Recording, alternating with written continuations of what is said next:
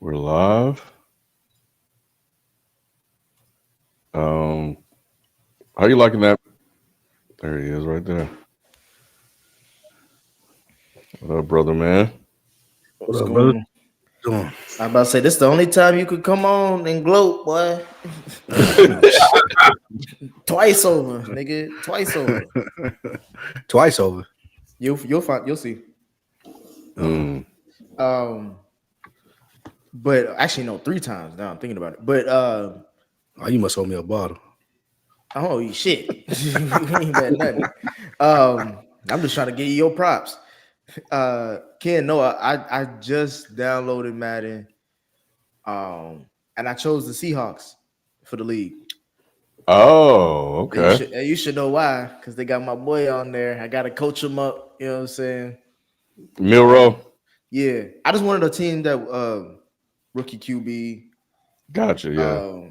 and that has other pieces already around it I can just build upon. I ain't want to get the Bengals because that's too on the nose.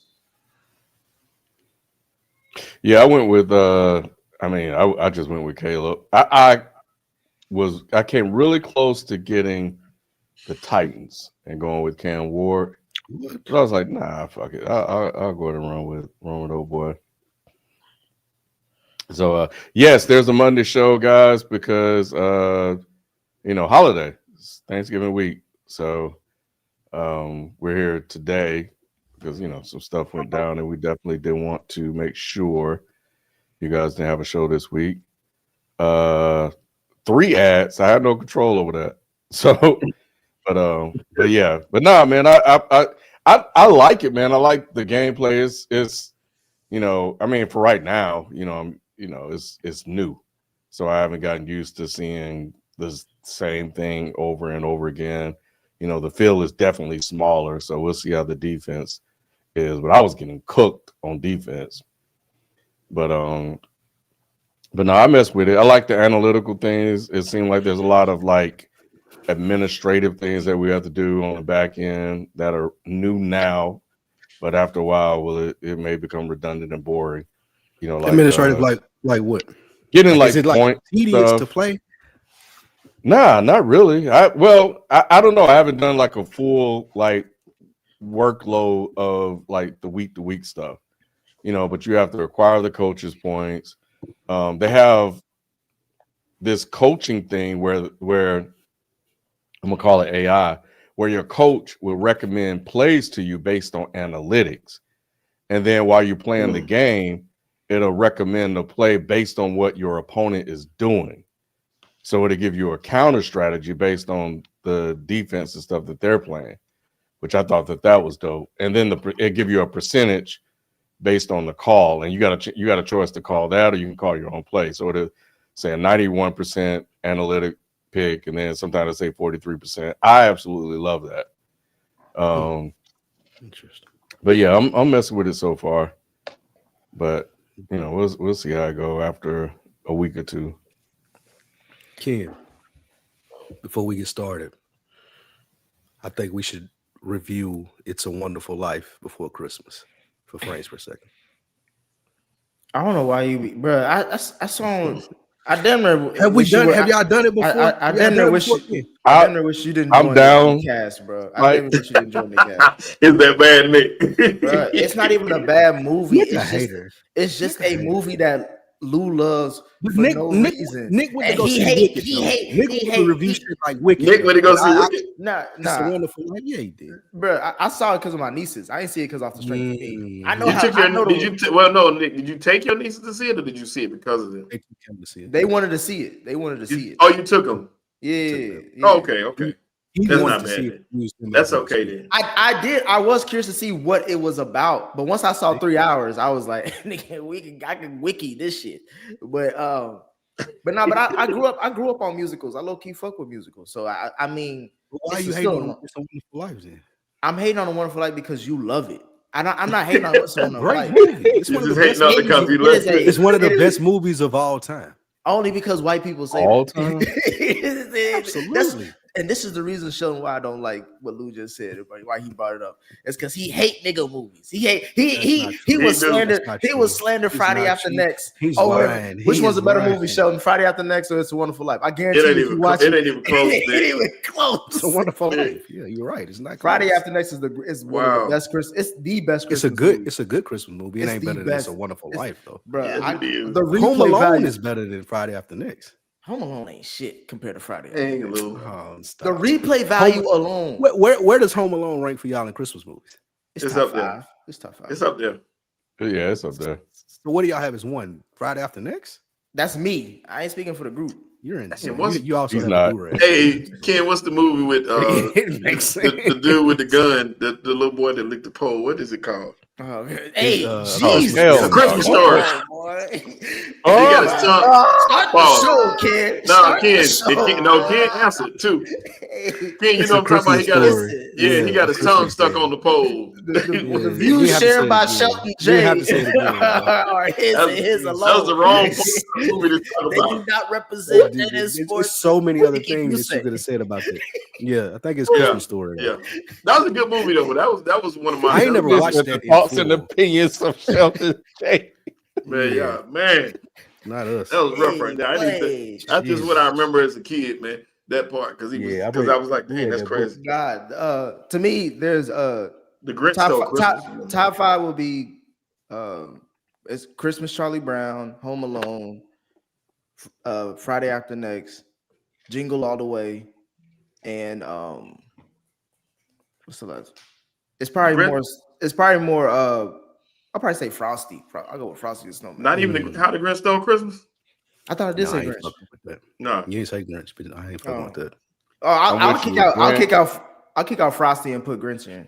Grinch, but y'all ain't talking about Jim Carrey Grinch. Y'all talking about the original. I'm talking about the original cartoon. The cartoon original. The cartoon original is a classic, but the Jim Carrey one better than the cartoon, bro. I knew you were going to say it. Jim Carrey. I haven't seen it either. I don't think I've seen it. I've seen it, but it's an extended version on the story, and they take it a little bit differently. But as far as like acting and story, it's better than that. My mom said she liked the Best Man Holiday. I forgot about that one. That was Best Man Holiday was good, but that was I'm going Bad Santa, Home Alone, It's a Wonderful Life. Bad Santa is barely a Christmas movie, bro. You know that's my kind of Christmas movie. Though. I know it's like that's right on my alley. It's a great Christmas movie. Alley. R.I.P. for Bernie Mac. Bernie Mac has a legendary performance in that movie. I love it. I love Bad Santa. I guess Die Hard, King, you said it's a Christmas movie, right? So old boy came out and said it wasn't one. Oh, who said that? Bruce Willis. Bruce Willis. He ain't in his right mind though, so we can. You're wrong, Lou. Lou, you're wrong, bro. Y'all know I'm we just lost all Bruce Willis fans because of you. We did. All 3 of them. I was hoping, I was like, let Lou just not mention anything going on right now. Yeah, let me start the show, man. This dude. This is the place where sports opinions collide. Dead in Sports. I'm your host, Kenneth B. Inch. Joining me on the show is Nick, Shelton, and Spike. What's happening? Spike, what you drinking on, bro? It looked like it was like some oranges or lemons in there. No, it wasn't oranges and lemons. It's just like white grape juice. Okay. Yeah, that's what the kids call it these days, Ken. Yeah. It's Welch's, nigga. That's why you pick all the white movies. You don't drink regular black grape juice, just white grape juice. It's mixed with Welch's. That's what he wants to tell you, Ken. Okay, I got you. We're actually doing a Monday show because of the holidays. You know, people are traveling or will be hitting the road tomorrow or whatnot. So we definitely wanted to we managed to work out a time to do the show this week. FIFO won't be joining us, and neither will Q. So you just have to deal with us for this week. We're going to talk about the Browns. Of course, you can see it in the title. Shadur made his first start, and we got more Kansas City conversation coming up after they escape with the win over the Colts, and Dallas Eagles. and a game for the ages. And we end with our picks as we always do. Spike's power rankings, right? Spike, we got power rankings this week. We got power rankings. Yep. All right, so we got power Yes, rankings sir. and your super chats. For everybody that have some. But as we always do, man, we start the show off with our performance of the week. Shelton, you are up first. What you got? Man, for my performance of the week, my best of the week, it's a duo. I got to give it to both these guys, and it's Jerry Jones and George Pickens. Don't do this shit, man. Hey, man, listen. Get out of here. Listen, man. We'll start with Jerry. Jerry had the world, including Lou, calling him crazy when he got rid of Micah and moved on and brought this team back from the abyss. But now all of a sudden, he did what no other person could do. He made all Dallas Cowboys fans feel like they have hope again. He does this every single year. He gets the team right there on the cusp of some form of success. But he has a 5-1 team feeling like they world beaters right now. I don't know how Jerry pulls off this magic. I'm just glad he's here to do it. Stay around, Jerry. Don't go nowhere, because if you leave, they might actually get good at some point. But George Pickens, he got to get credit too, man. George Pickens has kept himself out of trouble. He went from being a head case in Pittsburgh to coming to Dallas and now taking over that wide receiver one position. And you can see CeeDee Lamb pressing tremendously, trying to keep his spot in the lineup. But nah, this Pickens show, bro.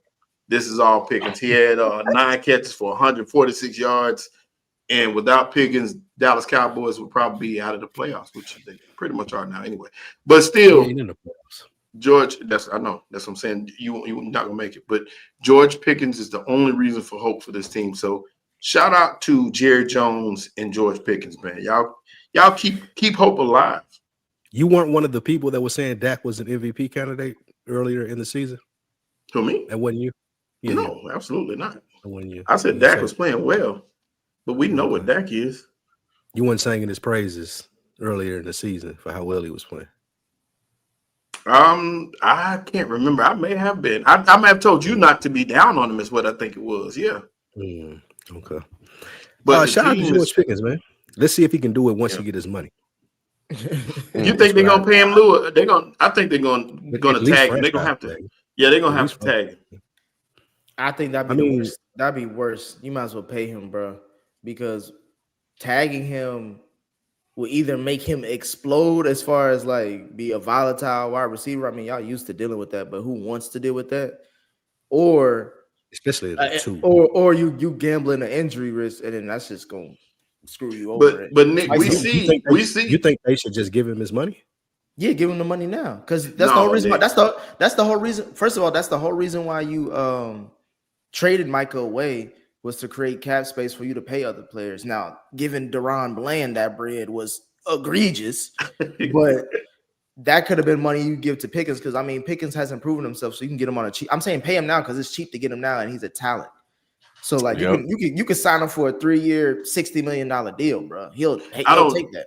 I don't know, Nick. Right now, they're having discussions on whether he's the best receiver in the league going at this point in the year. Which all the more reason. If he goes not into me, these, not me, Ken. If he I'm goes talking about into what these the media is saying. negotiations, if he goes into these negotiations expecting I'm the best wide receiver in the league paid, he's nuts. He got another thing coming. Yeah, I just let go of Micah Parsons, who is a generational talent. Yes, I know. He ain't as good as Micah Parsons is at his position. So he can't go in there saying I'm the best receiver in the league. Shit, he can't do that. He has an argument for. He has an argument for top money, because you know how many teams are wide receiver hungry, wide receiver one, and he's proven to have taken. He's taken CeeDee Lamb's spot. You don't go to Dallas to say I need top money to be a wide receiver on this team. Like they just made the trades for Quentin Williams, and like they have a Super Bowl set up team. So the first thing in those negotiations are going to be, are you trying to be a piece of a championship puzzle? Not this year, no. But in the offseason, they negotiating with George Pickens like we got everything. Like we revamped the defense. We have CD Lamb, we have Dak Prescott, we paying $60 million to him. Like they think that they are in the position of leverage versus him. He needs to want to be a part of this versus going into this saying, I'm the number one receiver. But to be honest, he doesn't have to be a part of this. George Pickens is in a position of to call his own shot. Then go play in Tennessee. Then go play in Tennessee and get wide receiver one money.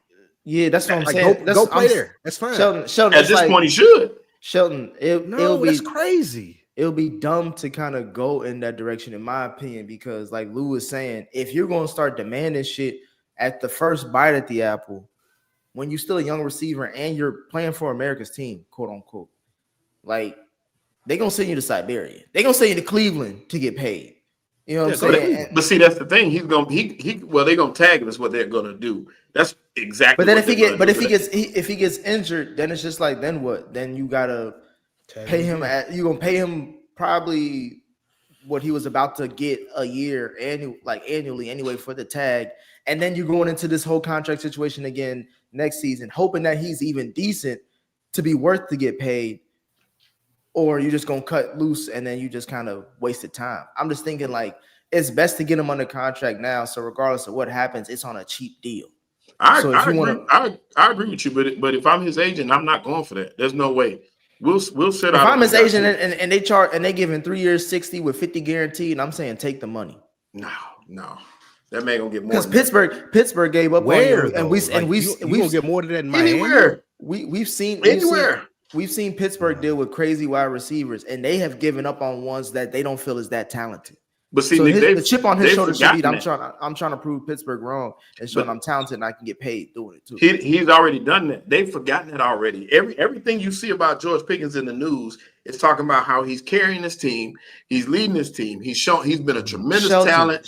His head has been on straight. That's all people talk about. His value I'm not denying that. And Ken, I know we got to move on, but I'm not denying that. All I'm saying is that we all understand that from the guise of it's a contract year. Everybody is always a choir boy during contract year because you're trying to get paid. So you saying all that don't really mean shit. Everybody wants to see what happens after this. Next season is what really. If Pickens is buttoned up as he is right now, next season playing at the level he's playing, Cowboys gonna be dangerous. And it's funny you giving them props for best performance, nigga. They're not even in the playoffs right now. So I agree. We still don't know if the Micah thing, because the Micah and the Green Bay Packers can go on a run and win a Super Bowl. Then what? They're assuming, and I had to look it up really quick just to be sure. They're assuming that he's expected to demand a high-paying long-term contract, $29 to $34 million a year, between $116 to $136 million, with a total value of $144 million. This guy's gonna get paid. Is what I'm saying. It's not about with the way the wide receiver market. They don't just look at longevity. They look at term. They look at who's next. Just like the quarterback market. Just because if you're next up and it's your turn to get paid, you're gonna get more than the last guy. This person gonna get more than that person. So it's when you sign just as much as who you are when you're signing. So if right now he's looked at he's going receiver though. He's not going to get that. Class. Man, I'm telling you. I have a question for you. Yeah. Do you think Pickens is the number one guy over CD? Yes. He's the number one option on this team right now. However, if he goes into the negotiations saying I'm the number one receiver for the Dallas Cowboys, I think the same thing will happen to him that happens to Micah. You're going to get traded. Like that's just not how Jerry do business. No, but Micah got his money. Get from somewhere else. I still think it's CD. I think it's CD for now. But if I need to see another year with Pickens and Dak, that's what I was going to ask you, Lou. Like I'm talking about going into next season. Who are people going to be looking at? Like that's actually the number one. Here's why I say he's number one. It speaks to Dak. And I heard someone else say this, and I don't want to act like I'm some football X's and O's genius, but it made sense when they were saying it because it was something similar with Michael Gallup. The type of receiver that Pickens is, he runs the routes that Dak can throw to. CeeDee Lamb is a better receiver overall because he can play the outside position or he can play the slot position and he can run routes to get open. But with Pickens, the 4 routes that he runs the best are the ones that Dak like to throw to. He gonna run a comeback route, he gonna run a slant route, he gonna run a go route, or he gonna run an in route. It's gonna be either one of those 4 routes, and that's what Dak is notorious for being able to hit throughout his career in Dallas. So the fact that he's the number 1 now is the fact that he runs those routes better than CD. CD not running in routes. He ain't really running go routes. He running stuff underneath and stuff to confuse the coverage. Pickens is saying, throw me the ball. I'm going to get open at the point of attack, and we can go from there. And that's what Dak liked. He had that with Michael Gallup and Dez Bryant. That's why that combination was so deadly. So he got the same thing now with Pickens because Pickens can run those routes a lot better. My thing is, I got to see another year of Pickens and Dak. No, I agree with you. Because CD ain't no slouch. That's my thing. I like a receiver who runs routes. And what you just said about Pickens sound like he under good coverage, he basic as hell. So, but even though I've seen point, but I've seen Pickens can take the top off, and he has great hands. I ain't gonna hold you. But CD's so good, you can't run that basic coverage, so that's why Pickens has been able to get open. Well, I would kind of agree with that, Lou, except for the fact that when CD was out, Pickens was dominating there too. He just had a great year with Dak. He's made a connection. That's what I'm saying. And his connection is stronger. He's making explosive plays. He's getting the ball and turning a 5-yard, 10-yard little out into 60-yard runs.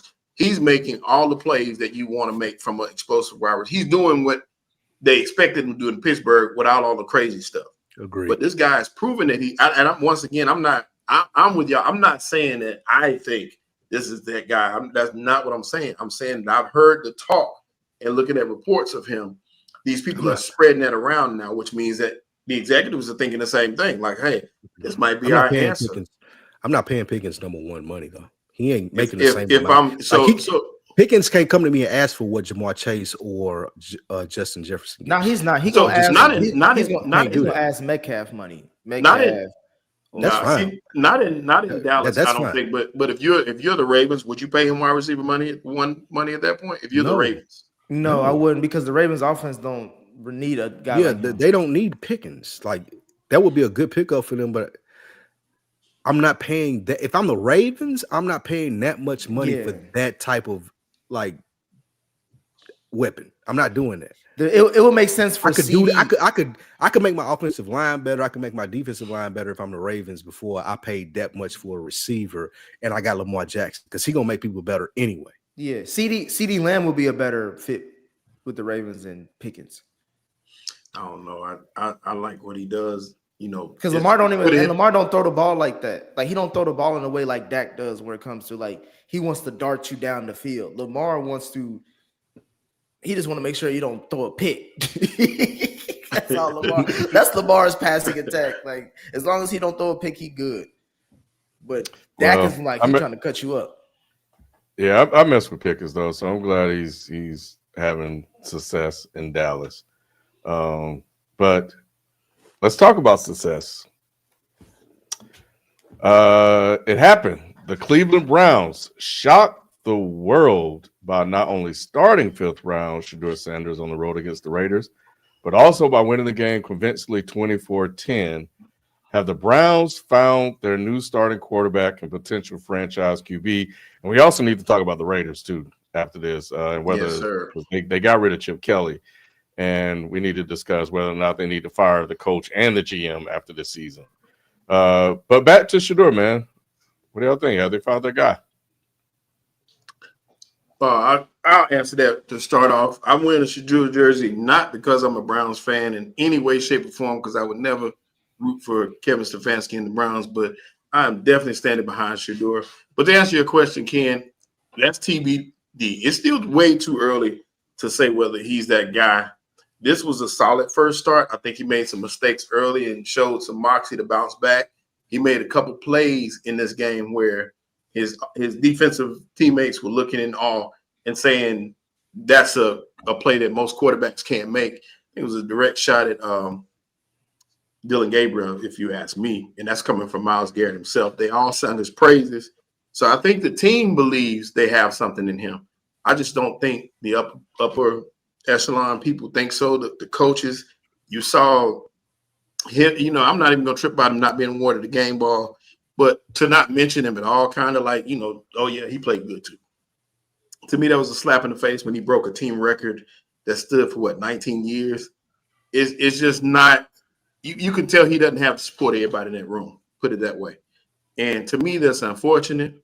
To me, it has a lot to do with his name and not his football skills.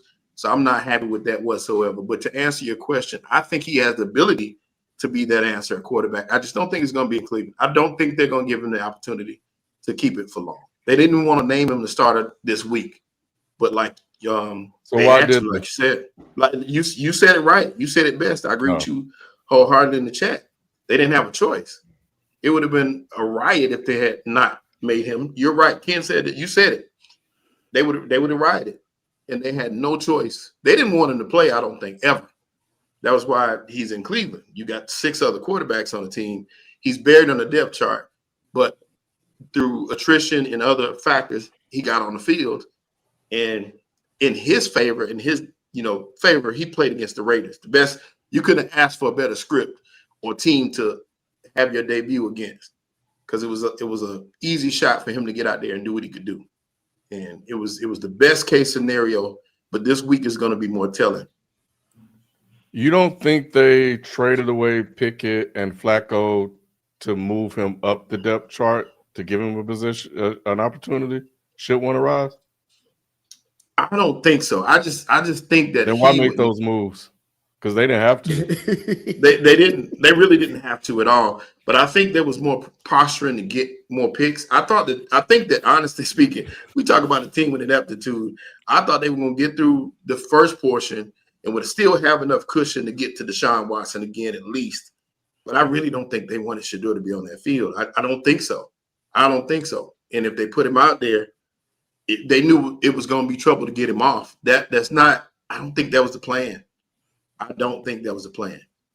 I think that was trying to build for the future. Let's trade away some guys. We can get for Flacco. Pickett's not going to work out. Let's see what we can get to try to build. So that was the plan. That's what I believe anyway. Go ahead, Lou. Go ahead. I don't have much to say, so I'd rather you go ahead. I want to hear what you got to say, though. I want to hear what you got to say. I really, my main thing is I don't care.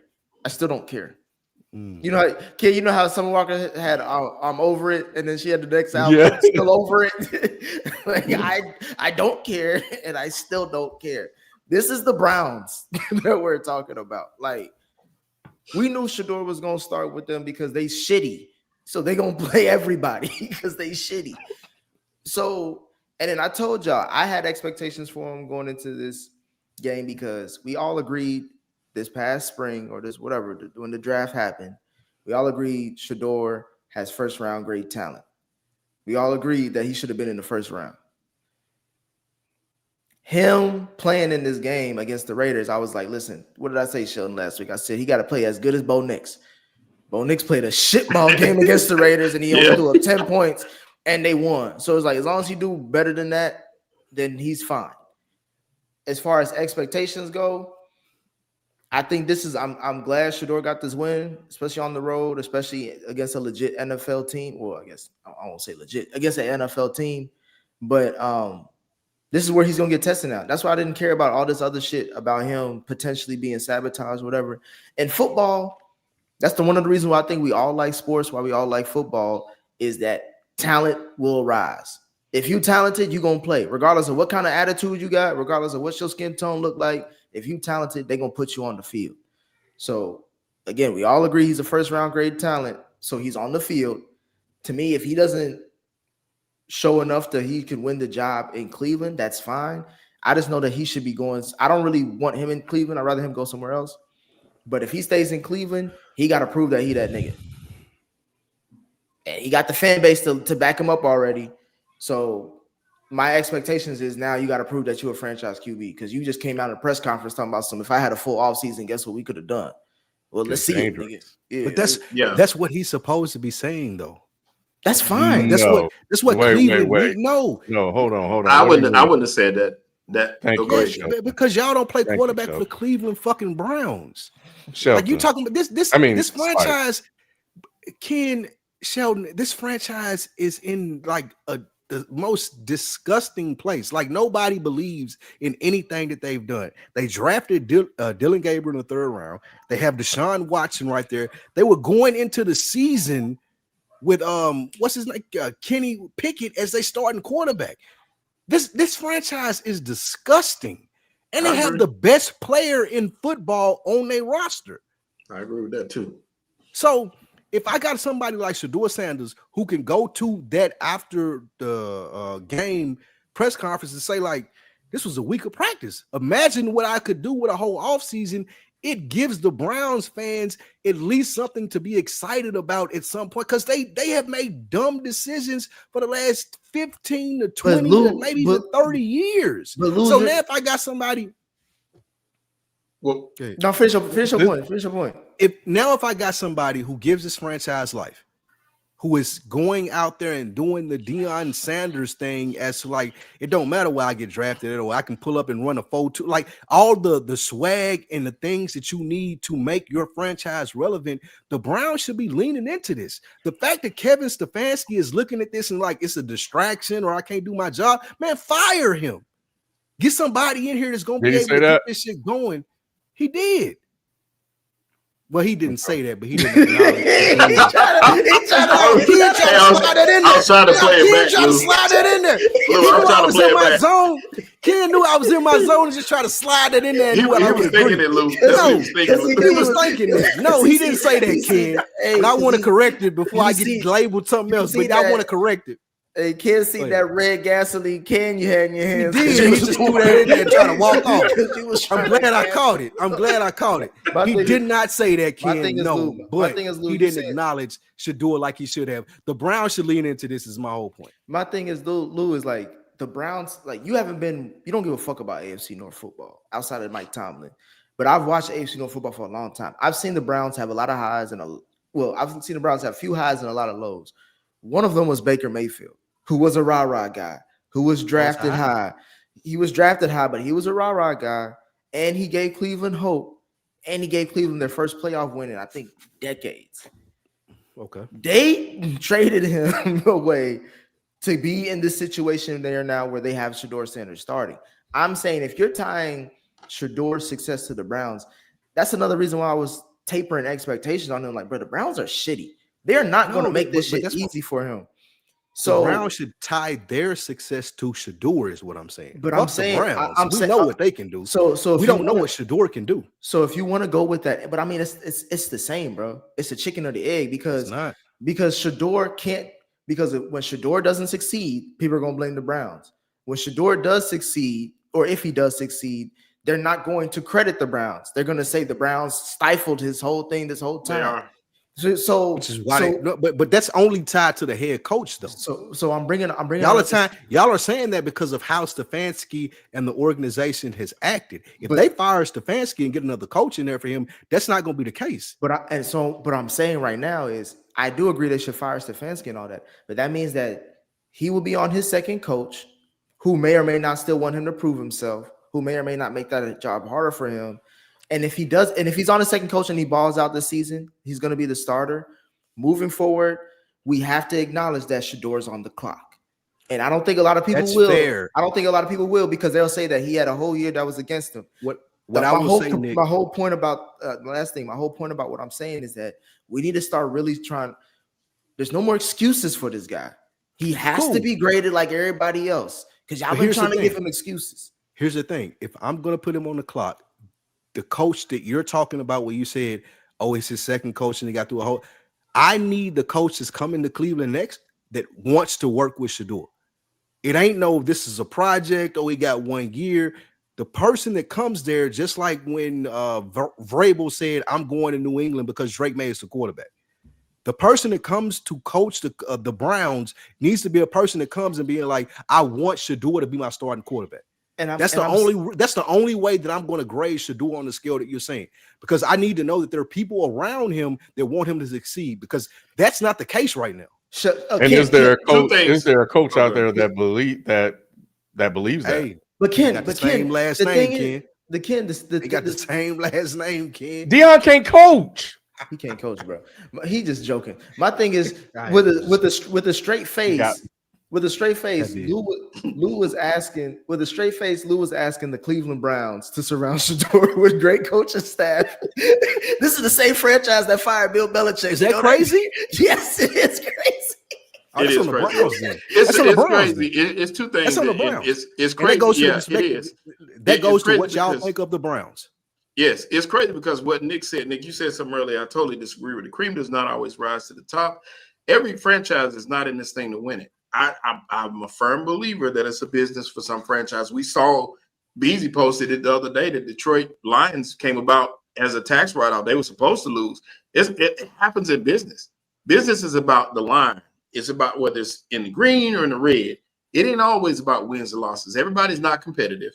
Every owner is not thinking about wins and losses. Some of them thinking about the operation and the finances. That's what it's more about than anything else. How am I going to make more money or save more money? It's not wins and losses. Whose jersey is going to make me the most money for some of these players? Shelton, But that's go ahead. My thing is though, like, I'm not necessarily saying I'm disagreeing with you on that point. I'm just saying for the Cleveland Browns, they, even if they were trying to make money, they have been doing a horrible job at doing at that.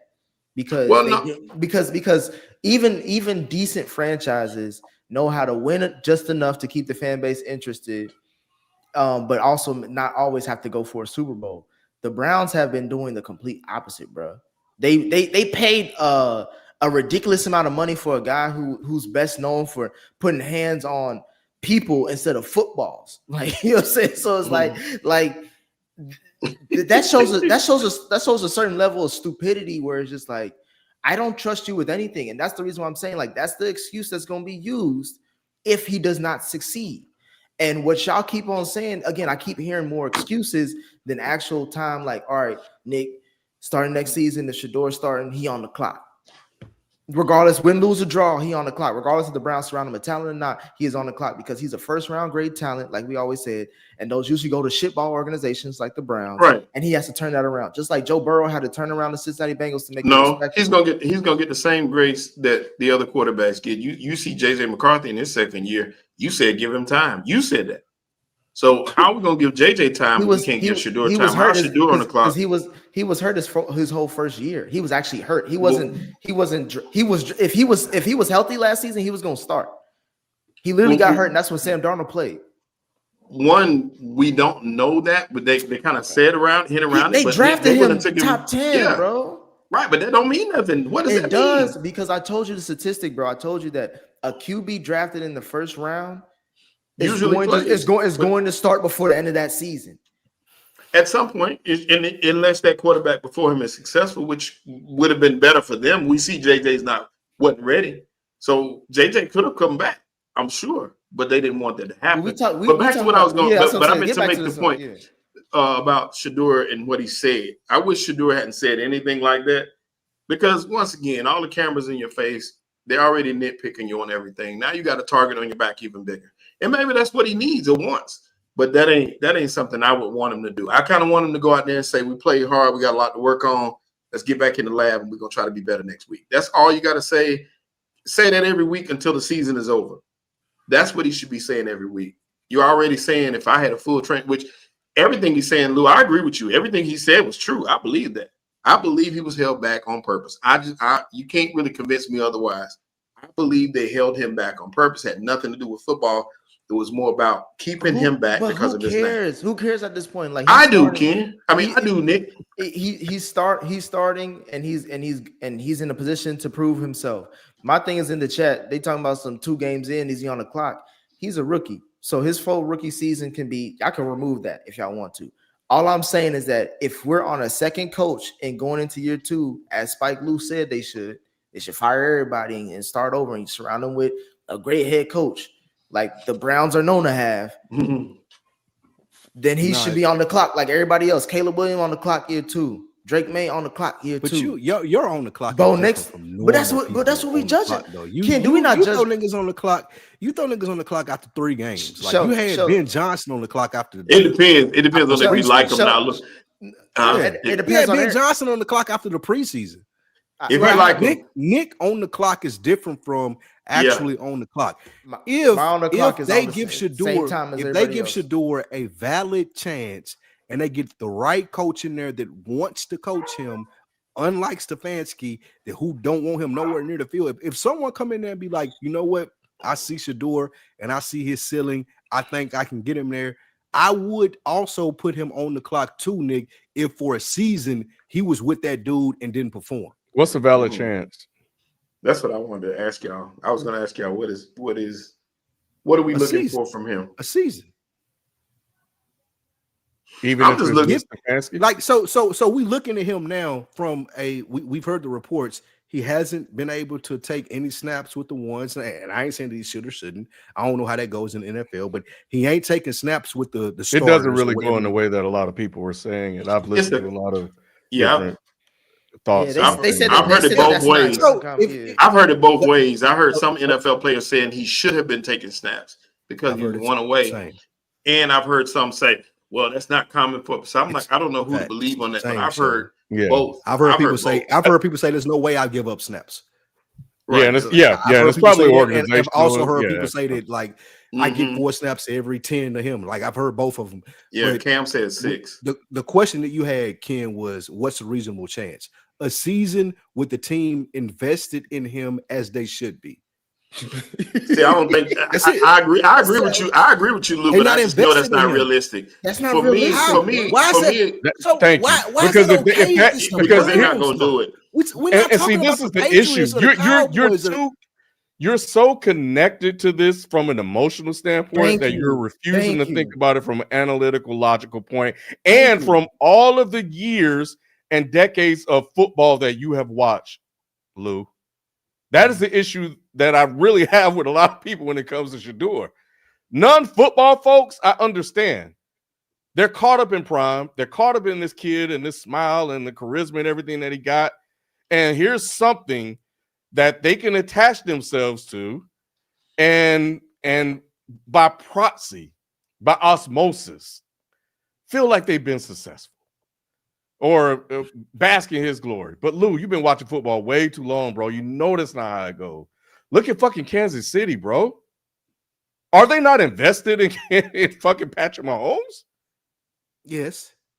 And what have they done with him? Let's move to Lamar. What have they done with him? Let's move to Buffalo. What have they done with him? It's football, bro. It's teams. And Shelton's right. We don't know the organizational desires of the Browns. This probably is a money grab, in all honesty. That's what if the owner was like, yo, go ahead and get him because he's a 5th round pick and black folks love to spend money on this shit and they're going to sell jerseys and all this shit. Fuck it. Go get his jersey. Yep. Got one on the show right now. Yeah, exactly. My thing is Shedeur should not be thinking about Cleveland Browns 2026-2027 season. He should be thinking about NFL 2026-2027. Because he's seen, if I'm with the right organization, they're going to put me in the best position to win. And he's clearly been, like you said, Lou, like you said, Sheldon, if what y'all say is true, the Cleveland Browns are the worst organization for him to be in right now. So he should be looking elsewhere. He should be hoping that Sean McVay is going to take back his words about Matthew Stafford playing 10 more years and hoping that he can get coached behind them and take over the Rams. Like, that's why I'm saying, like, there's 2 sides of this conversation to me. It's like, are we going to put him on the clock for real and judge him like how we judge him now he's a starter? Or are y'all still going to try to give him grace and say, like, nah, he got to have the best running back, the best offensive line, the best coach, and then we can see what he does. Like, bro, no one who has that in the NFL outside of Patty. Brady didn't get it for years, bro. Brady had to drag that team for years. This is just how the game goes. I think that. Go ahead, Sheldon. No, go ahead, Ken. Go ahead. I was just gonna say, for me, he just has to be solid. I want him to go out there and show growth and development and be a solid quarterback. He is not going to be the top no list. I don't see that even as a realistic expectation at this point. I just see him being a solid quarterback, keeping the games close. You got one of the best defensive teams in the league, and you got the best defensive player in the league. Your job is to make the small play, make the right play. If he can do that, That's all you can really ask at this point. Yeah, I think first of all, DG's in trouble. Dylan Gabriel's in trouble. The only way he probably get that job back is if Shadur just thinks up the joint next week. And the worst thing that could have happened was they played the Raiders, 1, and 2, they got to win, regardless of how it looked on the field, regardless of how he played. If it wasn't for that 66-yard touchdown scamper that happened, his line looks pretty pedestrian. I mean, it doesn't look great. I mean, he was barely over 50%, 1 touchdown, 1 pick. He had 1 big play to Isaiah Bonds, which was good. And then he had the 66-yarder that the receiver did all the work. It still counts. So it is what it is. But before that, he had 143 yards passing. He wasn't lighting up, and I think, because people think I'm a hater, I'm going to take away what I think about what Shedeur said, and I'm going to just tell you what Kyle said, because Kyle really don't care. Kyle is one of the most Kyle is one of the most objective persons. Hell no. And I hope he hears this. He's not. He is not. You think Kyle wants Shadur to succeed or win? What Kyle said? I think he's rooting for him not to succeed, just like you are. Where has he ever? Where have you ever seen that from him? Because all of the Colorado news, Kyle, quick to post it in the group chat. He always talking about how Deion ain't shit. No, he agrees with you. You and Kyle are the top. If I had to rank the top 2 Deion Sanders lineage haters, it's you and Kyle. And I don't know, man. I disagree with you, bro. I don't hate Deion, Lou. I just keep it a beam. That's what you understand. Yeah, that's what it look. When you stand 10 toes on. When you stand try to guise it under. Nah, bro. Kyle has said repeatedly he thinks the kid can play. He was a great quarterback in college. I was mad because he left Jackson State. Kyle been mad since that was me, bro. All y'all niggas, Negroes been mad. No, it's Kyle too. Kyle the same thing. He been mad as well since he left Jackson State. Hey kid, I don't know why you arguing with him. He in his right wing Lou mode. He painted us all with the Black Lives Matter. he said for the chat, don't listen to Spike. He said that Shadur didn't play bad, but he didn't play good either. That's what he said. So it's basically middle of the road. And my takeaway from that, one of the things that I wanted to see is, do we have a Stefanski problem, bro? Because they're both rookies, and then both of the stat lines and the way it looked outside of a couple of plays was damn near the same. The difference you have is that Shadur just has a lot of confidence. And Shadur, because he had a shitty asshole line in Colorado, knows what to do when he's being blitzed and can run away and throw the ball downfield, because he had to do that a lot. So he had a lot of experience with that. So I think he was okay, and I think that's all he needed to show. The issue I have is with everybody else. It's just like what I said last week. It's with everybody else. I saw somebody say the shit was fucking impressive. What the fuck was impressive about what he did last week? Nothing. A couple of those throws were impressive, Ken, and the fact that you got to battle back from an interception. Like I said, once again, it wasn't like a knock your socks off performance, but it was solid. Interception, bro. It was solid. What? Now I'm saying coming back from an interception, a lot of people would have spiraled after that. We've seen some Not quarterbacks. Oh, not Shadur. He has way too much confidence. Yeah, I'll give Shadur credit, bro. Yeah, Shadur. Yeah, Shadur don't give a fuck about an interception, bro. Like he's fine. I think the throw to Isaiah Bond to the 2-yard line, I'll give him props for that. And as an NFL quarterback, you should be able to make that throw. It's not a lot that can do it, but I think it's enough. I don't think it makes him this freak that Myles Garrett is trying to make it seem to be. That's the pits of hell of their expectations. Yeah, I guess so.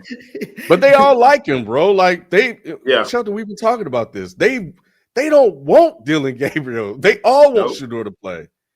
And it's been clear to me. I've talked about it. We've talked about it since he got there. And then even the fans was talking about it. It's over. And they got their wish. And Nick, you're right. It's just going to be a lot of excuses for Shadur, as it has been for every bad game he plays. And last thing I'll say is that the one person I will say, and I give Shadur a lot of credit for this, the person that's accountable the most is Shadur. And he's not just saying it. to say it. When Shadur plays a bad game, he acknowledges he plays a bad game, and it's coming from the fact that he knows he should and is better than what he played. And he recognizes that. But everybody else got an excuse for the kid. Y'all need to stop, bro. Shout out to Myles Garrett, who has 18 sacks. I think he got like 6 games left and only needs 18.5. Or he only needs 4. He's averaged 3 sacks a game over the last 5 weeks. That's crazy. He only needs like 4 sacks to break the record, and I think he might get to 30. That's crazy. That's crazy. Yeah, he's not getting 30. He's not breaking 22. Yeah, you think you're gonna take Strahan's record? Yeah, absolutely. That's done. He can kill it. He can kill it. He only 3.5 behind. He's 3.5 behind Strahan right now, and he's been averaging 3 a game for the last 5 weeks. Yeah, he needs 5. Averaging 3 sacks a game is fucking crazy. Yep, that's crazy. Yeah, it is. And the crazy part is, he's coming after the court. Bro, where you need to slide your protection. You still can't stop. If you watch that Browns game on replay on NFL, they were trying to block him one-on-one. That's stupid. Complete malpractice. The Raiders? Whoever, Chip Kelly deserved to be fired. Yeah, after this game or before. I don't know when he got fired, but if it was after this game, he deserved to get fired. He was trying to block him one-on-one. It was after this game. Well, real quick, do you think it's time for Pete Carroll to go and the GM? I don't know if Pete Carroll has to go. If he can get himself surrounded with an OC and frankly a defensive coordinator that can help him in his old age. Like he coaching on prestige right now. Yeah. He ain't coaching on X's and O's. It's prestige. Then he has to go. Then you over here. What we doing? I think that they brought him in for stability, and that stability, the same thing they did with Geno, and it's just not there. It didn't work out this year with either one of them. And that shows you how the Raiders are the Browns of the West. Because no, don't do that. The Browns are the worst franchise in sports. Listen, Lou, you bringing in a 70-plus-year-old man in 2025 to bring stability to what? He can't even be his bowels aren't even stable. You're like, what are we talking about? Like that's why the Raiders, man, underrated franchise that doesn't get enough slander. People be talking shit about a lot of these franchises. Raiders ain't done shit. And they keep fucking up. They drafted a running back 6 overall with the worst offensive line in Denver in the league. Getting them killed out They there. drafted 2 tight ends in the first round. Like, man. Yeah, we ain't even talking about Genty, but that's no shocker for me. Exactly. Get rid of everybody. Yeah. Get a young black head coach. Brian Flores. He ain't young, but still. Brian Flores. You done gave him every job. Flores shouldn't have to take that job. He will. They're gonna get Raheem Morris out. He get fired. That's what they're gonna get. He sued the NFL. Raheem Morris is good for it, but Nah, he sued the NFL. They're gonna give it to him. Yeah. It's a wrap. It's a wrap. Because they look awful. The Kansas City Chiefs, though. Let's talk about this one. The Kansas City Chiefs escaped with the win at home against the Indianapolis Colts in overtime, 23-20. Even with the much-needed win on a scale of 1 to 5, with 1 being the lowest and 5 being the highest, how would you grade your confidence level in the Chiefs moving forward? On a scale of 1 to 5? Yep. Still a 4 for me. It's Patrick Mahomes. Patrick Mahomes accounts for 3 of the 4 points by himself. And I don't wait. Let me go back before. Let me take that back 1 second. What are we saying? To make the playoffs? Or are we saying to just confidence level in the Chiefs moving forward? I still say 4, man. It's Patrick Mahomes.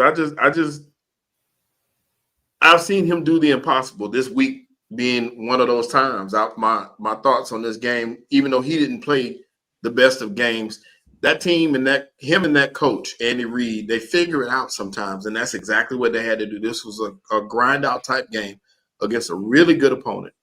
You held everybody's MVP last week, Taylor, to under 60 yards rushing, which was incredible in itself. You put it on Danny Dimes to try to win the game, and he couldn't do it. So I still got a lot of confidence in this team. They got some tough games down the stretch, But once again, it's very hard to bet against Patrick Mahomes.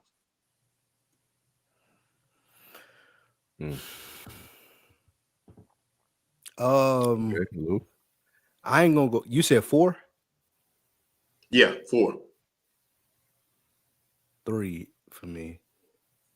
1 because it's my team that they're going against, so I have some type of hope there that they can win. But also, it just hasn't looked as good as I thought it would.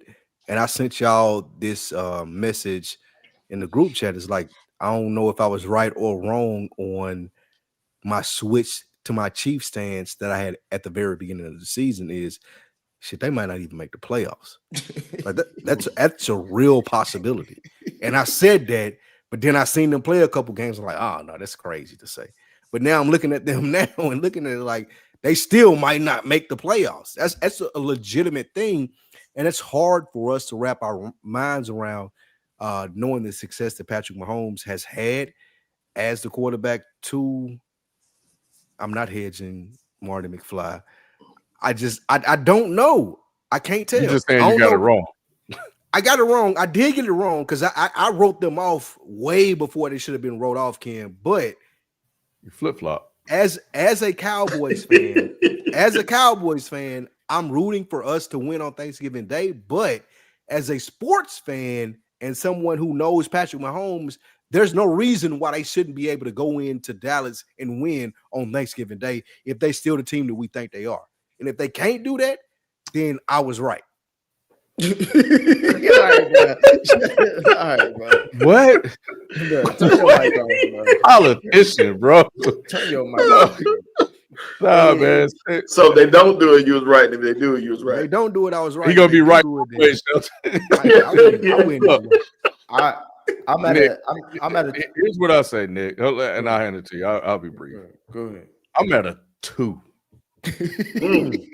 And I would say 1, but unlike you, Shelton, the +1 to get it to 2 is Patrick Mahomes. Everything else, bro, is not there, man. And I'm not gonna say it yet, but at some point we're gonna have to start looking at Patrick, bro. Oh shit! There's no old shit. Like this is not the same guy that came in the league. We got to look at this tandem and start evaluating them based on what they've been doing. They've just been winning games, and with them, that's all that matters. But right now, when they're changing over the roster, switching over the roster, and it's not looking the same, we got to start looking at them, man, because they can get got. And now they're a 500 team or whatever. Patrick hasn't been dominating in the way that we're used to him seeing. And that's the thing. Y'all won't let that shit go. Y'all keep holding on to that shit. The glory years are gone. I guess, so I'm at a 2, Nick. No, glory years are gone. Like, let's not do that. Go ahead. I'll say this. Y'all can't go that far. I'm at a 2.5. I'm at a 2.5. I don't know where that's all mixed with a gumbo of Andy Reid, Patty Mahomes, and whatever's left of Travis Kelce. I don't really know how to grade where I'm at, but I just know I'm at 2.5 because I've been saying this for a while now, Ken. FIFO goofy ass was over here questioning me last week, talking about some do I think that the Chiefs are in trouble? I said they've been in trouble. Even when they was winning Super Bowls, Sheldon, I never liked how they was winning. I've always said I never liked how they was winning. Yeah. And I think we're seeing what I think we're seeing is I don't really think it's a Patty thing. I think he's just been surrounded by so much talent that's beneath his that he's starting to play like it. like how many Lou, how many times you can you throw to a nigga named what's his name? Taquan Thornton, a nigga named Hollywood Brown. We don't know why his name Hollywood. I thought his real name is Hollywood at this point. Hollywood, Florida. Yeah. Hollywood, Ohio. Like, and also we got kid. They keep talking about Rashee Rice and this nigga Xavier Worthy, and I keep on saying, bro. Hey, Rashee nice, no, bro. Right? Yeah, Rice. Listen, he just got to get his feet underneath. Rice. To me, Rice better than that car. Oh my. What to say? They keep on trying to. Y'all want us to get us canceled for real. They keep on trying to act like he gonna end up being Jerry Rice, and I'm like, nah. Like to me, this team has been this team has the GMs and the front office have surrounded Patty with less and seen him do more with less, and they figure like, all right, we all right. And we're now seeing that after years of paying other positions, trying to address the offensive line, letting defensive players go. Yeah, they have a good core with Chris Jones, Travis Kelce, and Patty, maybe with Street Rice now, but at the same time, it's just not enough. What I'm seeing, like watching that game, like if you just look at the end of the score, you think, okay, the Chiefs won a close game, but watching that game, it was an eyesore to see the heights that we used to see Patty to be what this offense is now with one of the greatest offensive minds, period, in the sport. So seeing Kareem Hunt, what was he was running like? they just gave him the ball 30 times and said, "Can you get 100 yards?" He said, "I get you one-on-one," I think, or something like that. And it's just like, bro, this offense is like watching what used to be a great offense now be like an old shitty offense, because they barely could duke it out with Daniel Jones, and he ain't shit. Like you said, Shelton, they held what's his name to under 60 yards, and did he even have a touchdown? I don't even think he had a touchdown. Yeah. They were 8-2. But we know that's a fraud 8-2, bro. We know that they So are they regressing? I mean, we can lump that in there while you're there. They've been regressing, bro. It was 20-9 at one point, Shelton. Like they should have been. This game wasn't really that close as the score mentioned, and it took overtime when they were in the red zone, and they could have ended it in the regulation, and they couldn't even score a touchdown. And I'm like, bro, Patty and this is at home. This is an Arrowhead. Like I don't know. I'm just saying, like I still would be shocked if Patty doesn't make the playoffs. But at the same time, bro, if Patty don't make the playoffs, bro, I don't know what that does for the AFC moving forward. Because right now, everybody's always thought that you got to go through Kansas City. If they don't have to do that no more, bro, hey, it's a free for all. 1 year though, bro. Bro, only take 1 year. Brady didn't win a Super Bowl again for 10 years, nigga. Yeah. I just look at it like I said, they play the Cowboys, which they should be favored. The Texans, the Chargers, who look horrible right now. The Titans, we know what that is. The Broncos, who's beatable, and the Raiders. So they got a favorable schedule down the stretch for a Kansas City team. They should be favored in every game. The only challenge I see is the Texans, but I believe they can beat the Texans easy. But they got the Broncos still. But, they got the Broncos. They should beat the Broncos. Even they should have beat them last time. They didn't. Right. They got the Broncos. They got the Chargers. They got the Cowboys. They got the Cowboys this weekend. Like the Cowboys still trying to make the playoffs too, and they can put points on the board. We know that. You should know that too. We gonna get to it, Sheldon. Don't act like we gonna forget. Oh no, like they could put points on the board, especially with a encouraged Pickens who wants to get a good contract. Well, we'll get to that, but yeah, we've seen them lay eggs too when it matters. So we saw them play the Cardinals a couple weeks ago, so we know what Dallas is. Dr. Jekyll, Mr. Hyde. Yeah, but it's Thanksgiving. Next topic, man. All right, man. Well, we need to talk, bro. Yeah, we need to talk, Shelton. Because I ain't going to wait, bro. That's it. I've been talking about it in the chat. Nobody saying shit. Nobody acknowledging it. And I'm like, JJ McCarthy. Everybody, I'm like, am I talking to myself? What the hell is going on? You know I was with you, Ken. Bro, like, what in the entire hell was this? First of all, I didn't like JJ McCarthy in college. I didn't. No one did. None of us did. Yeah, so and for him to go out and to throw for 87 yards, 40 more yards than Shadur did in a full game. At least Shadur had half, and 2 picks with a quarterback rating of 34.2 is beyond pathetic. And the fact that this is getting excused or not discussed, what in the world is going on? This guy hasn't shown anything. No. He got credit for 2 comeback wins, a comeback win against the Bears. The Bears. And the Bears shit that shit away. But he was awful for, 3/4 of that game?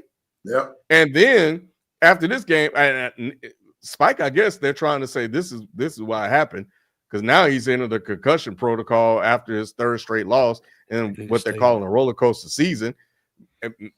Are they saying he was concussed while he was out there throwing it? Was he concussed when he played against the Bears? Has he been concussed the whole goddamn season? Yeah. What is the issue going on with him? This guy is absolutely horrendous. Did the Vikings make a mistake? Because correct me if I'm wrong or remind me. Didn't they trade up to get this guy? Yep. What did they trade? Hold on, I gotta look. Yeah, they did. I'm asking. The Vikings' problem is they thought that their head coach could turn anybody into a superstar quarterback. They seen what Sam did for them, and they was like, "Oh, okay, yeah, he can do this with JJ McCarthy." No, he can't. He can't do this with JJ because JJ McCarthy is not that good. He wasn't that good in college. There's no reason for you to have to trade up to get him and then force him into this starting lineup and then fake a high ankle sprain because he's not ready. And he's not ready. They did trade up. The head coach, one spot. The head coach, the head coach who is a quarterback guru knows that, oh, damn, this is the wrong guy. This dude can't do it. And now we're seeing that every Sunday when he go out there and competes. Like, he's not that dude. They got one of the best receivers in the NFL, Justin Jefferson. He's going from to when Kirk Cousins was throwing the ball to Sam Darnold throwing the ball to 100 yards receiving to 90 yards receiving to 57 yards receiving per game. I haven't even heard his name all season. It seems like. And people were saying he was the best receiver in the league, and this ain't knocking nothing on Justin Jefferson. It goes to speak to what your point is, Ken, and this we need to talk is McCarthy is like, we knew this in Michigan. We knew this. We knew he wasn't an NFL quarterback. That is some arrogance, but go ahead, Sheldon. I screamed it the whole time. We saw at Michigan, there were certain games where they didn't throw the ball at all. It was a national championship team, and they won the national championship, but they won it off the strength of those 2 running backs. That running game was what kept them in games and him playing ball control. I never saw a top 10 quarterback whatsoever out of him. We never saw him display that arm that we talk about with these quarterbacks. We never seen him have to struggle to win games. So in saying that, I don't know whose bright idea it was that he was the guy, but when he went down last year, Sam Darnold started out hot. They kind of hid it. Then he started out this year. Fortunately for them, he had an ankle injury, and they were able to go to Carson Wentz. Well, if Carson Wentz had not got hurt, they might have made that ankle injury last a little bit longer, just so they could hide him for a little bit more. They should have. Well, they couldn't because Carson Wentz got hurt, so they had to go back to him. But if not for that, we would still not know. But he's proven that, like, even that Bears game, he was horrendous in that Bears game. And he had a couple of nice throws in the 4th quarter. They came back and won this game. And all you saw was them jumping up and down, celebrating like they won the Super Bowl. They were like, we found our guy. I'm like, come on, man. I couldn't believe that he got that kind of ovation for winning that game. But here we are. And, yeah, we definitely need to talk about him. You're right. He throws at least 2 picks in almost every game. Justin Jefferson, every catch he makes is contested and a tough, like, highlight reel catch now. He's not getting anything. He'll get a couple easy ones, but for the most part, he's having to work for every inch, every yard that he gets. And it's inexcusable when you have talent like that around you on the roster. That team should be doing a lot better than what they are. The season he got drafted, he got hurt, and he was out for the year. This is basically his real rookie season. I think people just expected him to be better because he was still around NFL talent, around NFL scheme and coaching, that he would be ready to play year 2. Clearly he's not, but I'm not going to say that he's on the clock right now because he's played less than 12 games professionally. So in and out of the lineup because of injury. So to me, it's next season. How is he not on the clock? But a lot of other people that you're saying are on the clock. Because, like I said, this is his rookie year. We just talked about. It's not. This is rookie year. It's not. It's Sheldon, just like in the NBA, when the rookies get hurt, the full season is rookie year. They count it as a rookie the second year. The same thing is technically with the NFL. I think next season he will be out. He's on the clock, but I don't think Nick, it's his first year start. Yeah, no, Nick. Because he has Shadur on the clock, and this is his rookie year. I didn't say that. I didn't say that. I just said next year for Shadur. Nick, I said you could throw. I said every rookie we do this. Nick, he throw went out their first year. No, he went through 2 training camps on the clock. Yeah, he got Caleb on the clock. We threw out Caleb's rookie year. I said that's fine. I was like, he's going to be judged moving forward because he was generational talent, first overall pick. But it makes no sense that McCarthy is not on the clock and those guys are. I just told you why. They had full seasons to play. He has not had a full season to play yet. We're still literally watching his first full season play. Well, there's a couple of things to that, Nick. One, you look at the team like the Vikings. We've seen what that team can do. And if you're a top 10 pick, you're on the clock immediately. If you ask me, that just like we said, you don't get that grace period because it's a top 10 pick with a ready-made team that's ready to win now. We saw they could win last year. But if you get number 2, but if you get hurt, then what? You still on the clock even if you get hurt? Yes. So we judge you the same way. You don't get judged off the year you were hurt. Yes, you do. You get judged like a year 2 player because you had a year in that system. You didn't have to go to no classes. All you had was football. He couldn't play football, bro. His injury was a knee injury. He couldn't do any kind of throws and all that other shit. No, he was out there doing all of it. He was out there running on the sidelines. I couldn't believe how well he was moving. That was a red shirt year on purpose. And then the second reason, his teammates got him on the clock, bro. You think them teammates ain't saying he should be playing ball right now? You think Justin Jefferson really deep down inside is saying, I'm giving him a pass because he's a rookie? No. That team is ready to win. Their window is open. We saw it last year. If Sam Darnold hadn't messed that one game up in the playoffs, which is a huge thing, that team could have went far. You had one chance to be the number 1 seed. It makes no sense for you to say that I have to judge a rookie like I would judge a 5-6 year plus veteran who was a top 2 overall pick himself. The other thing is what's going on right now isn't really about JJ. It's about Kevin O'Connell, what they call him, KOC, and that front office. Because like you said, they had Sam Darnold in the building. They had Daniel Jones in the building. They let both of them walk. They traded up and drafted this kid. So they have to, this is the same shit that I'll be talking about y'all with Kyle Shanahan. They chose this route. Don't look at JJ and get upset. And I'm talking about Justin Jefferson and get upset and say like they wasted or JJ's wasting his time. They chose to pair them two together.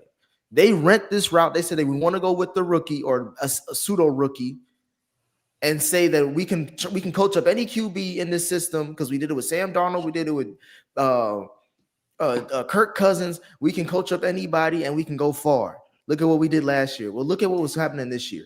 When injuries take place against a quarterback who the only thing I'm looking at is that he's more injury prone than anything. Because coming out of college, he was injury prone. Now, first year he got hurt, and now he's still hurt, battling injuries this season. But I still don't know what I still don't know what he is as a QB because he's so inaccurate. He's so off.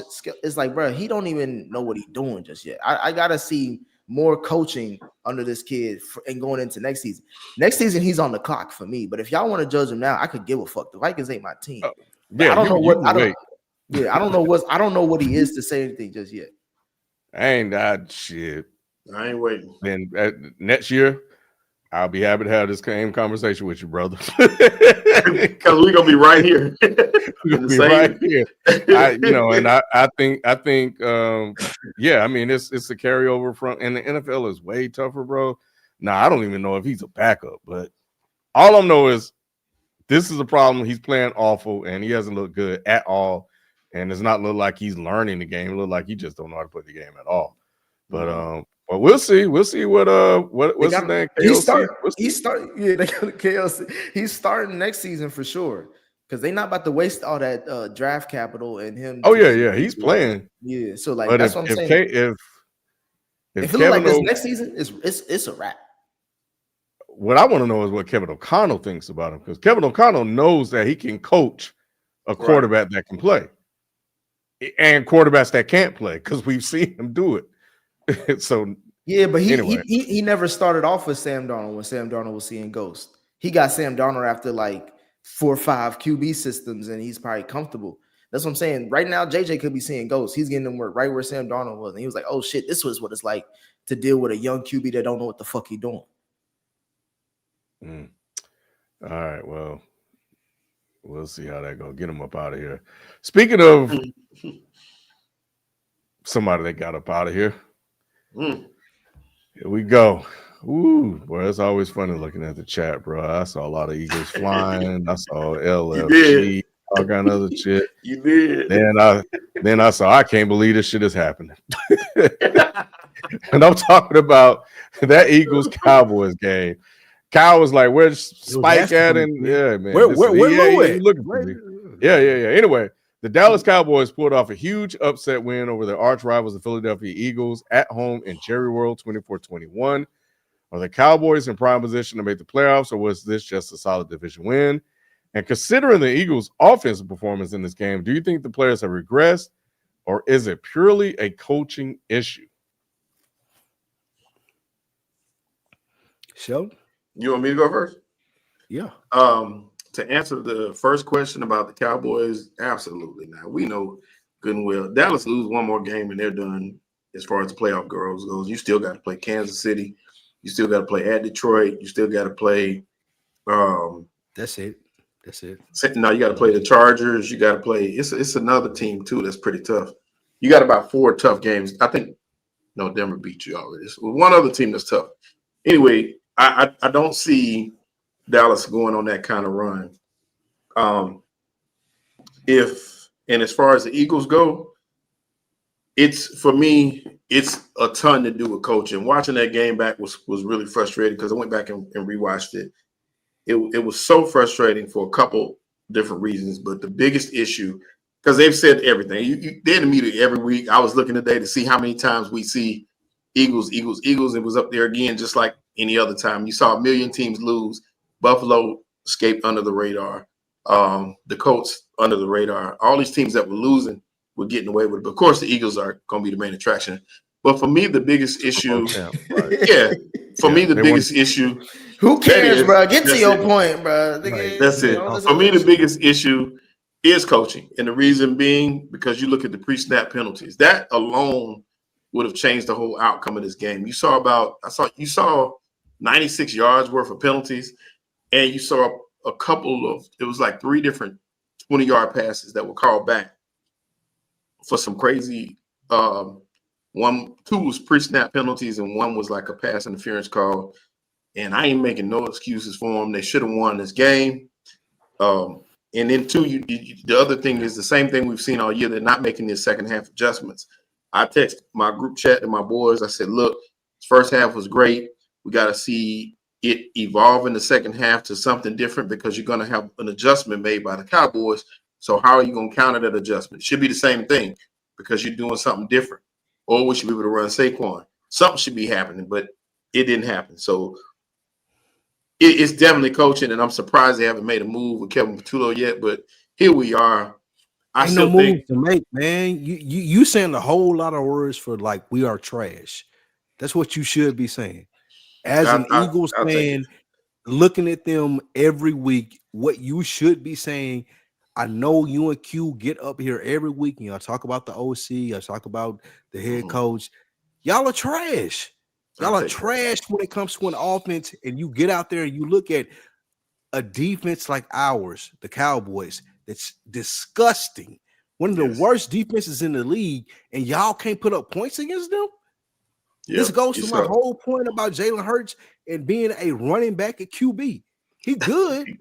He can do the things that you want him to do in certain circumstances, but if I need him to be that dude throughout the season, it just ain't that. He ain't. He's not that dude.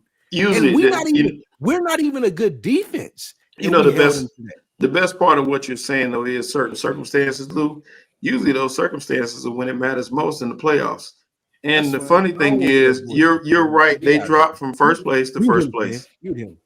They dropped from first place to first place. Bro. So the panic meter is on 2. You're doing what Eagles fans do, and you're trying to say, "Oh, it's going to be okay because we won the Super Bowl last year, and our head coach doesn't have to be that good, our OC doesn't have to be that good." But in actuality, they do, because your quarterback is not that good, your running back is not the dude who we seen last year, your top receiver in AJ Brown is complaining about the offense. He's stating the things that need to be corrected, and y'all not listening to him. So how are they 8-3, Lou? How they 8-3? What does that mean? Yes. I'm saying, how they winning so many games? How they in first place? Come on, Sheldon. Every week that y'all I'd rather suck and be in first place than to have all the praise that the Cowboys give their team and be 5-5-1.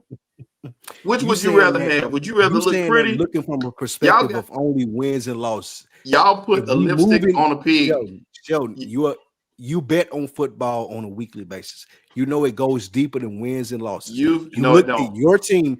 No. Let me finish. You look at your team and you know y'all are not going out there doing the thing that y'all are supposed to do, being the number one team in the NFC. Herm Edwards said you played.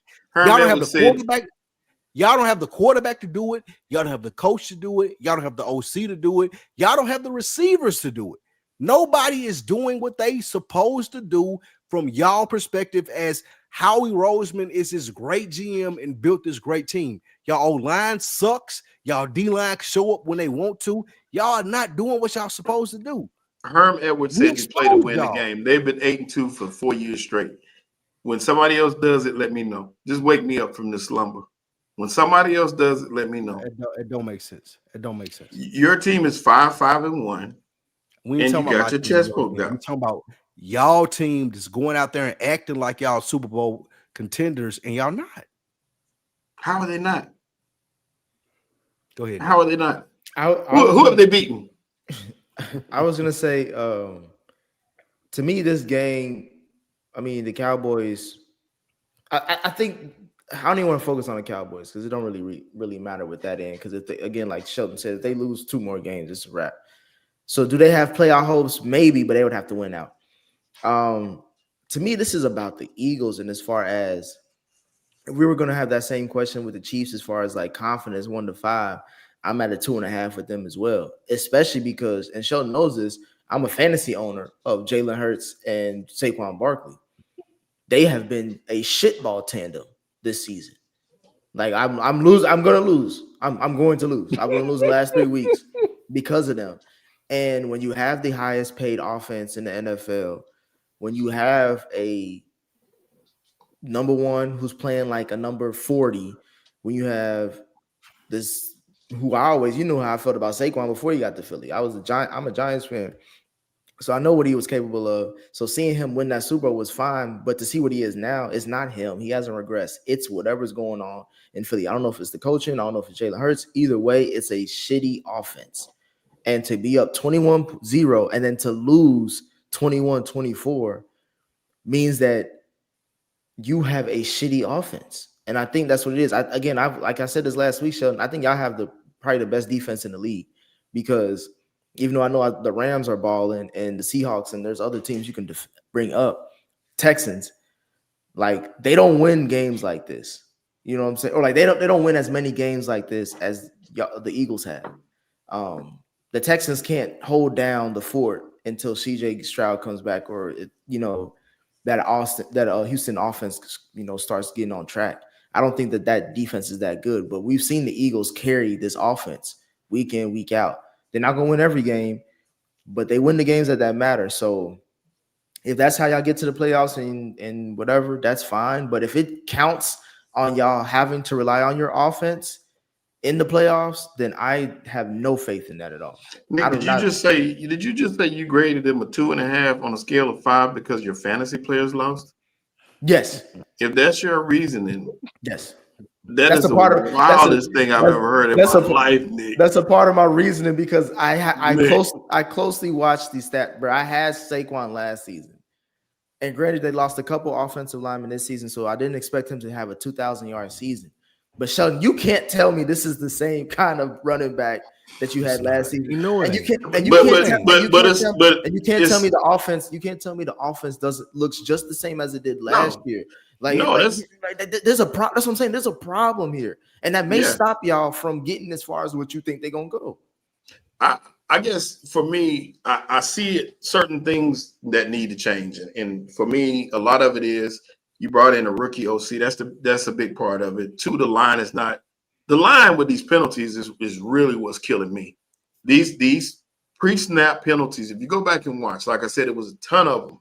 They were drive killers. You had alignment, false start, holding, a bunch of these calls that is coaching. And that's huge. That's huge. They had a couple big plays. Like I said, they had a ton of big plays that would have changed the trajectory of this game had they been lined up properly. If nothing else, but lining up properly. Tackle being uncovered, Pryor coming in and saying he didn't know where to line up. Just crazy stuff. This is stuff you go over, and as a professional, all you got to do is know where you're supposed to be at all times. In the discipline of holding yourself accountable where you need to be. False starts is crazy to have that many penalties.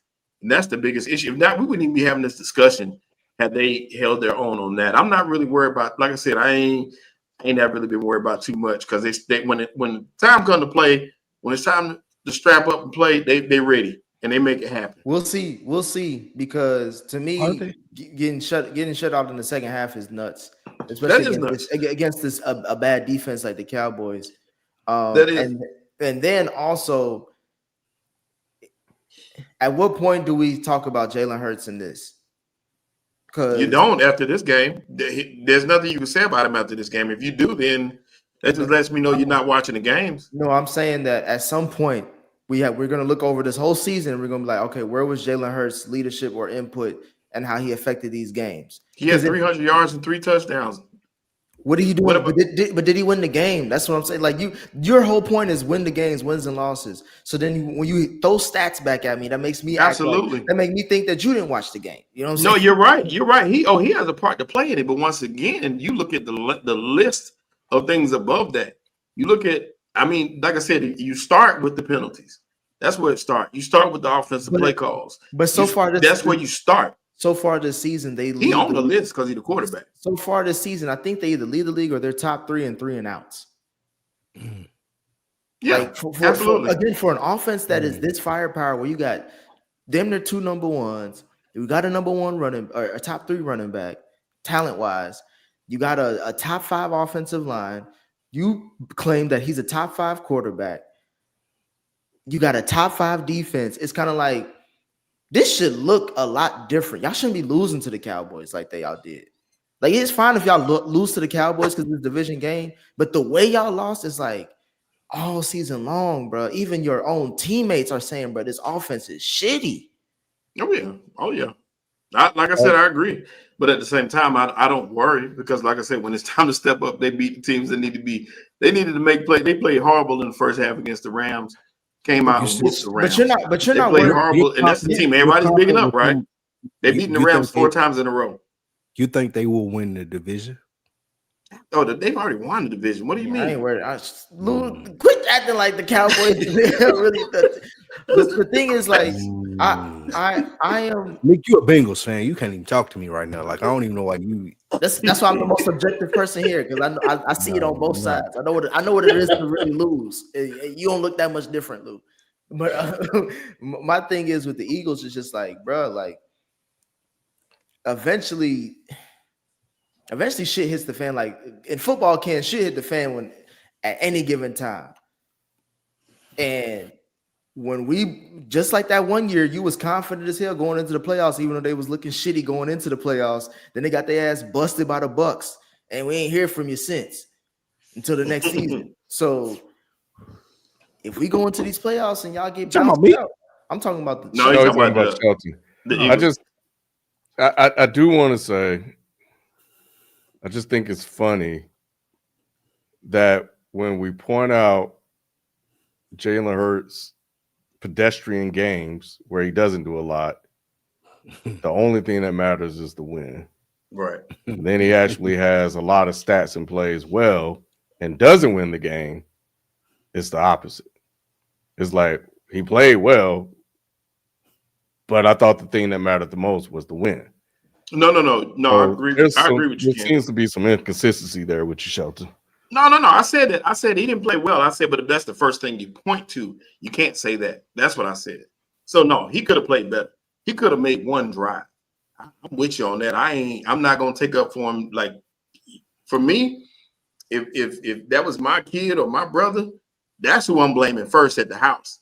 But I'm not gonna let them tear him down if I felt like there's other issues before we even get to that point. It's just that he's a part of the team and he's the team leader. He's what I talk about when I talk about Jalen Hurts is his leadership more than anything else, and it's not showing right now the way it should. So yeah, he's number one. I think there is a Jalen Hurts issue. And I don't know if you saw the article where internally they were frustrated with him and some of his throws. So there's an AJ Brown issue, and surprisingly, there was a whole article that came out where players on the team were frustrated with him, his unwillingness to take shots, him being late on reading the zones, et cetera, et cetera. This is from within the team. This is based on what I read. So there is an issue there. He goes out and he says all the right things in the press conference. I mean, he's been coached to do that his whole life. But there's definitely some issues that's stemming beyond just Kevin Petula. And they're frustrated with him for those particular things. And as long as they're winning, of course, it's fine. You know, and they are 8-2. So, and they're going to ride with them until they get kicked out of the playoffs if it happens. And if they win the Super Bowl, it's much ado about nothing and all that TBD. But there's some issues going on and a lot of some infighting that I don't think we're privy to, whatever the hell it is. You know, and depending on how the season ends, we're going to get the story. But I want to spotlight this because I think this is a really interesting point. He said, just look and hold in the standard of football. Are the Eagles playing to the same standard outside of the wins? And the answer is no, and that's a problem. Why is that hard to say? Because the standard of football is to win. I don't know how that keeps getting twisted up. I don't know. I don't understand what you're saying. If you're the Super Bowl champions, is that not the goal to play the game for you? Stop. If I you don't look care how it while looks. you winning games, it's crazy. And How that's is it crazy, Lou? No, because people have questions. You know it's crazy, and you know better than this. No, I don't. No, I don't, Ken. Okay. If you win a Super Bowl, if you don't know better, then I'll take you at your word. I'll take this roller coaster ride every year, right, as long as they end up in the same place in the playoffs, winning games. As an Eagles fan, you go out there every week and you look at Jalen Hurts, seeing what he does, and you know that don't look right.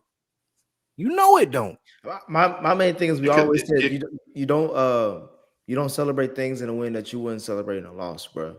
And not scoring and going and losing a 21-point lead to any team, bro, is egregious, bro. That's the thing. Like, you haven't said anything about that or acknowledging. I did acknowledge it. I said it. They should have won the game. What are you saying? You think about that every game, and my thing is, like, move your fandom to the side and just be honest. That is it. That was an awful loss. This offense is bad from a coaching standpoint and a quarterback standpoint. It's not bad from a quarterback. You can't say that. That once again, you can't say that if this man got almost 30 touchdowns and one interception, how would does it need work? Yes, but you can't say it's bad. There's no way you can say that's bad. You can't use that every week and seeing I'm bad, bro. I'm saying AJ Brown is saying it's bad. AJ Brown never said that about Jalen, and that's the thing that's being misconstrued. And he said it himself. It was never about Jalen. He said that. If I'm holding him to a top 5 quarterback standard, bro, he's playing bad. If you hold him to a top 5 quarterback standards, he's not playing good. I agree with that. He's playing bad. If you say that, then I'll get you on that. But he's not playing good. Yeah, he's playing bad. He's playing bad for a top 5 quarterback. I agree. I agree with that. He could definitely do better. I'm not saying he couldn't do better, but I'm not gonna sit here and kill this team when they are winning games. Once again, I don't care how it looks, as long as at the end of those games their hand is raised in victory. Did you do It the wasn't same this thing, week. Brock Purdy? Yes. What, Brock Purdy? Yeah, he went shoot. Brock Purdy the first half of this game just threw 3 interceptions. No. I'm talking about when Brock And- Purdy was winning all those games. Did you have the same? I never liked Brock Purdy. thought process? I never liked Brock Purdy. Oh, so it's Never about did. whether you like a player or not. No, I just didn't like him. Where the wins and losses matter. I didn't like Brock Purdy. And in people talking about the Chiefs, who said the Chiefs were bad last year? Because I said the same thing about the Chiefs. They were winning, right? And didn't I say it about them too? But no, Brock Purdy, I never liked Brock Purdy. I just didn't like Brock. So him winning the games and it Throw not him looking out. good. Yeah, okay. So Yeah, throw him out. it's subjective. Cool. That was yeah, for him, just him in general. That's one that I just didn't like Brock. Okay. But All as right. far as this goes, they could do better. Yeah, they could. But the Cowboys is fool's gold. Don't believe this. Well, nobody believes in the Cowboys, but Lou does. well, that's his team. He's supposed to. He Hey, better. hey, Lou, I already know Lou got I don't want to. Hey, but Nick, no, Move you on. can't. I don't want to hear none of this shit y'all talking about. Nick No, and King. move on. Because Yeah, you can't. We can't even say that though, because who been killing the Cowboys? When we told him Dak was playing good, who on this program killed the Cowboys the most? It was Lou. So Lou, don't be coming to people but he won the game. That's all Lou asked. He said, "I don't care about all these stats, but I care." Lou about was the actually a little bit more measured than I thought it would be Most because he Cowboys fans, know that Because it's he- not. Yeah. They like a long way to go. He said they was trash, but when we were saying, they looking I good, he was like, no. He said Dak was through. yeah. All right. Mm. I don't buy. All right, picks. Let's get to our picks. We are back again for another week of our NFL weekly picks. Last week, top dog was Spike. Man, you had a good week last week, Spike. You went 3-1. Hey, so I'm surprised he just looked. 3-1. Your Cowboys came back and beat a team you despise in the division. Okay, not bad. That's why I said in the beginning he had a trifecta. Shedeur won, the Cowboys won, he won. Yeah. Yep. So let's see here. Let me try to. There we go. I think these are the standings. So we got oh yeah, still Nick, you still with me, bro? Oh, FIFA is taking the lead. Hey, FIFA. Let him tell FIFA it. is taking the lead, bro. All right. Yeah. Lou, you almost back to 500, bro. Yeah. All right. Let's see. So Don't worry, he'll be down this week. let's go to right. yeah. So let's do the I'm gonna say these two for last. Dang, these are actually some pretty good picks. They are. They are. This is great. Yeah, this is a great. This is the toughest week probably of all. They saved all this. Let's start. Holiday. Yeah. Let's start with this one. Detroit, Green Bay. Detroit escaped with a win last week against the Giants, and that was also funny seeing y'all in the chat. And I completely agree with Kyle and Nick because they watched it all happen. So their lack of faith was well placed. They jinxed their own team, man, because ain't no way. I said at the beginning, I knew they were gonna pull it out. I said this is the type of game that Winston could pull out, and he couldn't do it. Sheldon, I told you, bro. When they made me have to come on here after a Ben Johnson win when they was up 10, I was like, bro, they just give up leads. That's the only thing I'm looking forward to is seeing how Jackson Dart progresses. But yeah, I don't trust this team this season though. And they wasting good talent too on that defense. That defense is looking for an offense to just help them out.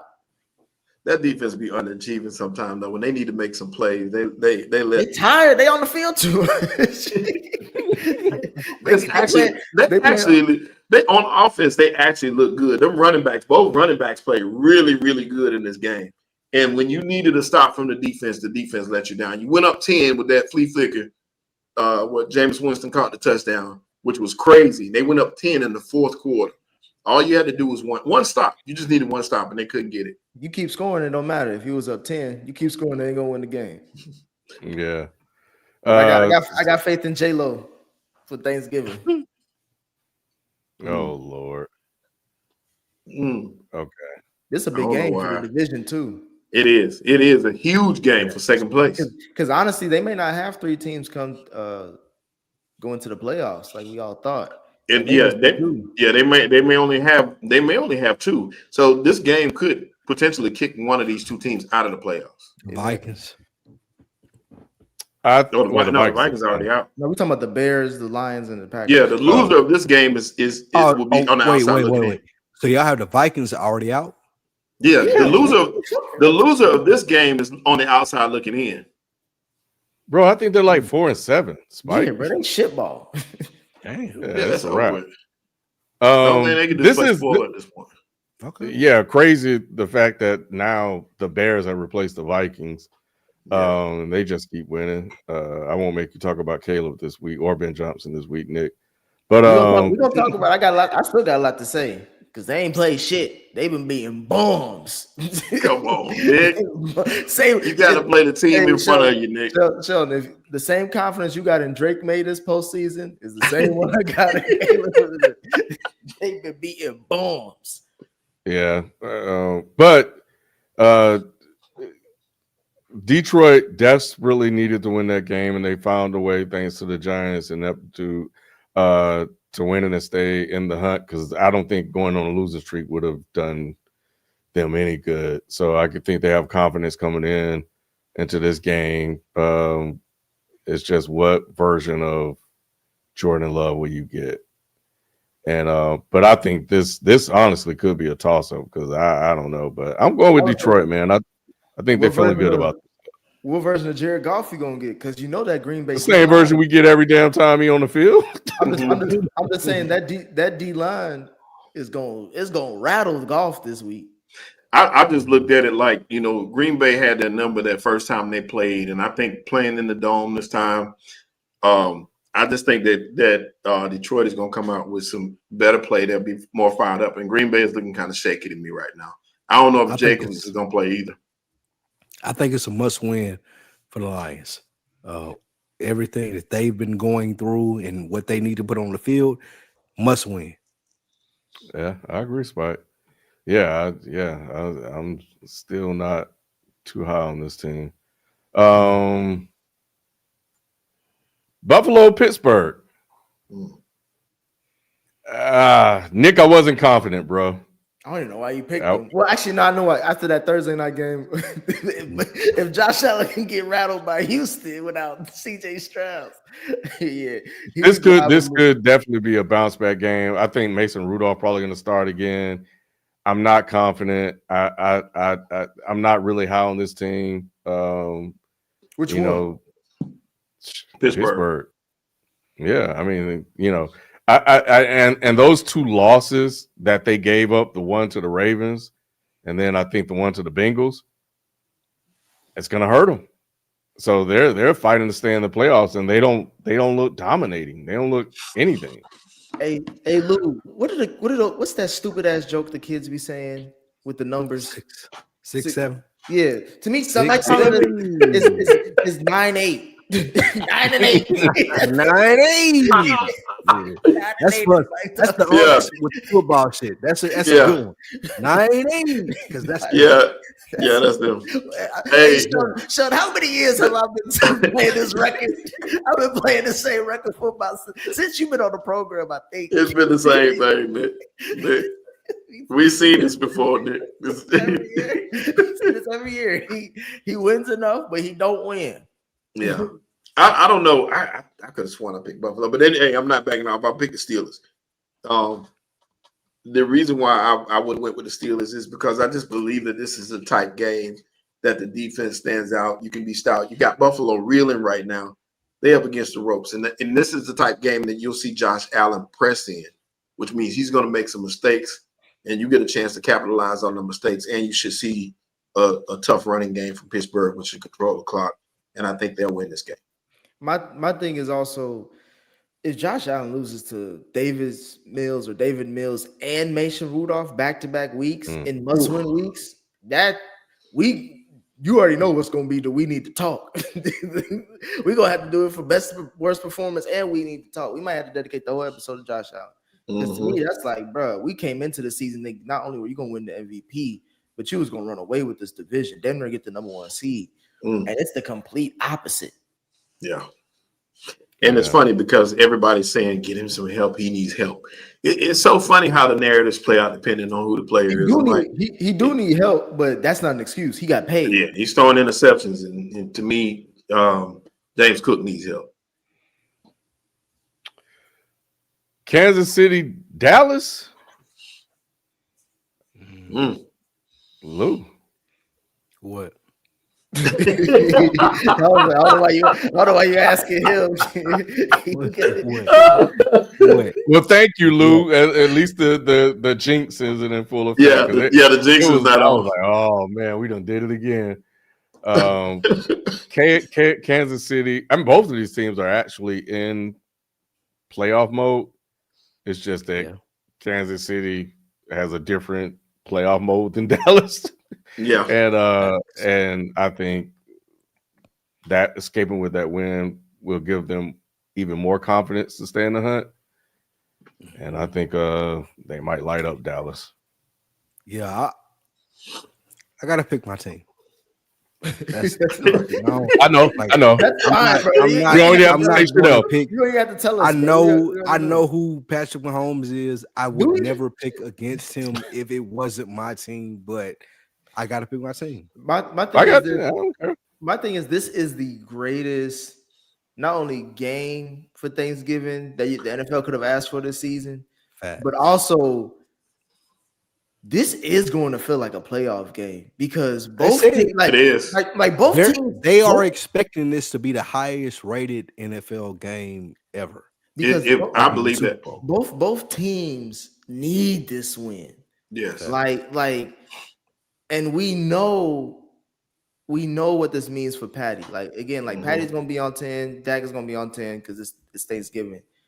But like this is a toss-up. This is really 50-50 because like I can't really say one team. The fact we beat the Eagles going into this. Sheldon, to me, I say it's a toss-up because this isn't a playoff game.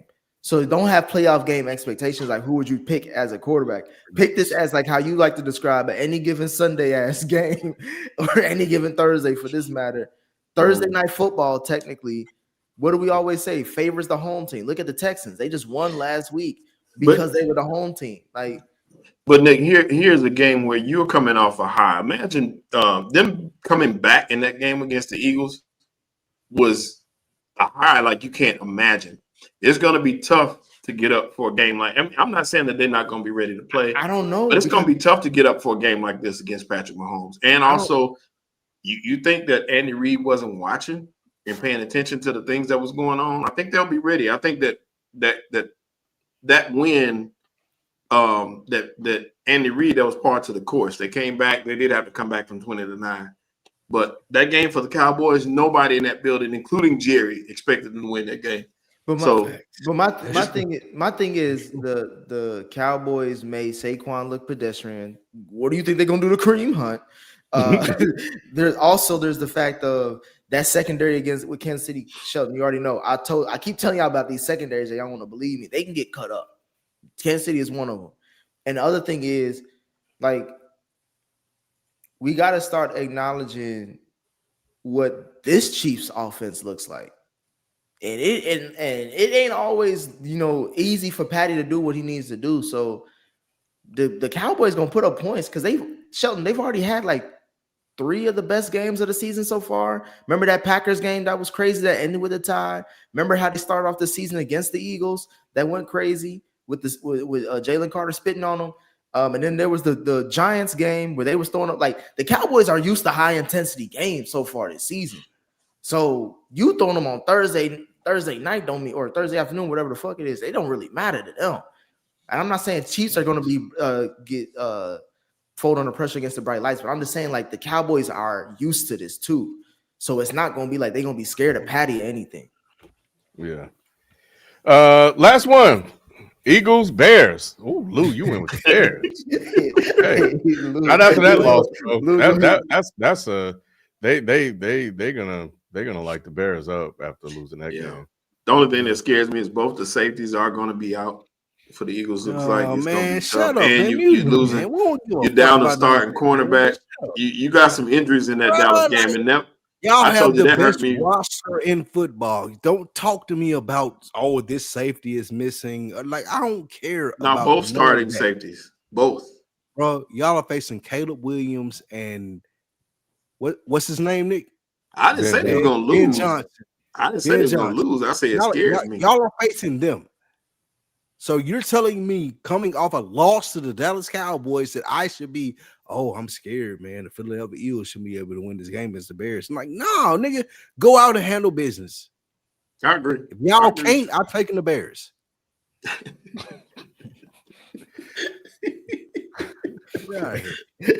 I told you, Lou, you're gonna be right back where you started. Get out of here. Nah, if the Eagles lose this game, show we gonna have another break. We're gonna have another talk. This Caleb Williams and this nail painting shit, then yeah. Come on, I got the Bears. Y'all leave Caleb alone, bro. For real, man. Let him be, bro. They ate. This is the best the Bears have been in the over a decade. This is what I will say. There are some old school men that were very upset. Talk about it, King. They lost to Caleb Williams this it. past weekend. Talk about it. They're not willing to embrace the newer generation. Hey, kid, I can't believe we lost to this dude. Football is a traditional ass nigga sport, bro. Yes, it is. Yes, it is. We like certain things a certain way. But y'all need to embrace Caleb, bro. He y'all gotta let I don't want to embrace Caleb. Not happening. He might take it the wrong way. Yo, funny. Kid, come on, bro. We gotta get yeah. We spike power rankings, bro. The top 5 times he go to sleep. All right, you're gonna rate top 5 nail polish? Oh, never mind. I'm sorry. The top 5 times to take a nap. Go ahead, Luke. My power rankings are the best players in the NFL right now. Okay. All right. Number 5. George Pickens. JT. Nope. Not George Pickens. Jonathan Taylor has been doing his fucking thing. He ain't getting anywhere near the respect that he should be getting as a player in the NFL with as far as rushing touchdowns, receiving yards, rushing yards, all the stuff that you were talking about with Saquon Barkley last year. He's doing that shit this year, and nobody is saying shit about it. Jonathan Taylor, number 5. Before, he ain't got a quarterback. He got a 50-year-old man throwing him footballs. This is probably the best receiver in football right now, bro. I don't give a fuck about him spitting on Jalen Ramsey. That ain't got shit to do with me. I know that this dude right here, if you put him with a good quarterback, he is going to be the best receiver in football. 3. Great White Hype, man. Oh my gosh, bro, that's what I like. I don't like. It's a wonderful White Hype. Y'all can tell me whatever y'all want to tell me about Lamar Jackson. Man, y'all can tell me whatever y'all want to tell me about any other quarterback in the league. But when I look at this dude and he's putting everything that he needs to put together to win football games for the Bills, it's Josh Allen. Cold. He ain't winning, Lou, but go ahead. Cold. He cold. Cold as ice. Yeah. All right, number 2. Patty. He's like, even though I try to bet against him and saying that they not gonna do what they need to do, he still go out there every week and prove me as like I'm the best motherfucker that ever did this. Shout out to Tom Brady, shout out to Joe Montana, shout out to John Elway, whoever you want to bring up. I'm still the best person that ever did this. And number 1, come on, bro. Sheldon been saying this shit in the chat for weeks. I agree with it, bro. Ain't no one-on-one blocking Myles Garrett. He is the best player in the league, receiver, quarterback, running back, whatever you want to put it at. Like, he is the best player in the league, hands down. Y'all can't block me. Y'all can't stop me from doing what I need to do. I'm going to get 3 sacks a game over the next 5 games, which is his average. He is that dude. No, Matthew Stafford is not on this list. I don't mind that because what he's doing against a team against teams that he's losing these games, yet he's still having some crazy numbers, and these guys are having to run the ball. Like, you look at the New England game, they got crushed. He had 5 sacks. Facts. How? He's averaging 3 sacks a game over the last 5 games. That's crazy. That's ridiculous. Now the list is ridiculous too. Yeah, the list is insane. That is truly insane. To have Josh Allen on the list. To have Josh Allen as the 3rd ranked player on this list with the way he's performed this season is egregious, Lou. I don't know how you can have that. I don't mind. I don't really mind Jonathan Taylor. Move out for him. I'll move him out, and I don't care who you put in. But to be honest with you, I would kind of slide Jamar Chase up. I wouldn't mind that. I may slide Patty back even. But you know who's not on this list that I would say this year's performing at a top level? Jackson Smith and Jigma.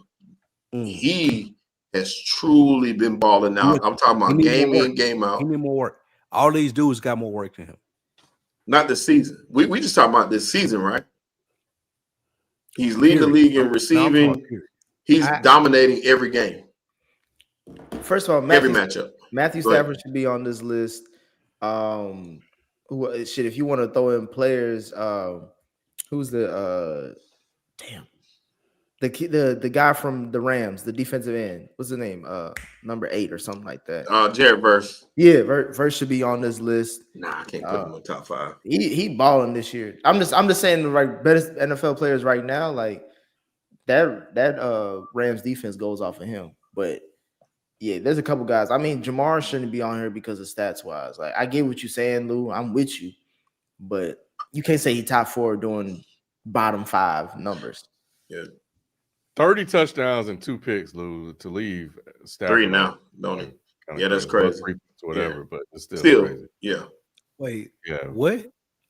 Matt Stafford got 30 touchdowns and 3 interceptions. You gotta have. Okay. Who would you take off from Matt Stafford? Josh Allen. We keep saying Josh Allen. Even to move. If we just talking this season alone, you got to take Patrick Mahomes off this list. If I put Matthew Stafford on the Buffalo Bills, they wouldn't be as good as they are with Josh Allen. But we're not talking about switching players. We're not talking about that. Yeah. Right. And if my grandma had a beard, she'd be my granddaddy. Like, what are you right? Right. Fuck out of here, nigga. Yeah. Get this list off the screen. Yeah, we're supposed to be selling the holidays coming up. We need better things to talk about. Got all the white men on the list. You can replace all of them. You can replace Patrick Mahomes and Josh Allen. You can put in Jahmyr Gibbs. Jahmyr Gibbs is having a crazy year as well.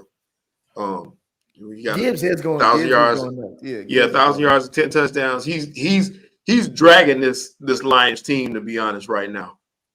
So I give him a lot of props for what he's doing. All right, super chats, and we'll call it a night. Racism will be funny sometimes. Is it crazy to call Steph Curry the GOAT in 2025? Yes. Let's move on. Yeah, it is. Even though we know Nick gonna say that. I'm just saying, like, anybody would say that. Nick hating me. How am I hating? You think Steph Curry the GOAT, Lou? No. How am I hating? Musa. That's Kevin Stefanski is on the hot seat. Why would he sabotage Shadur if it meant losing his job?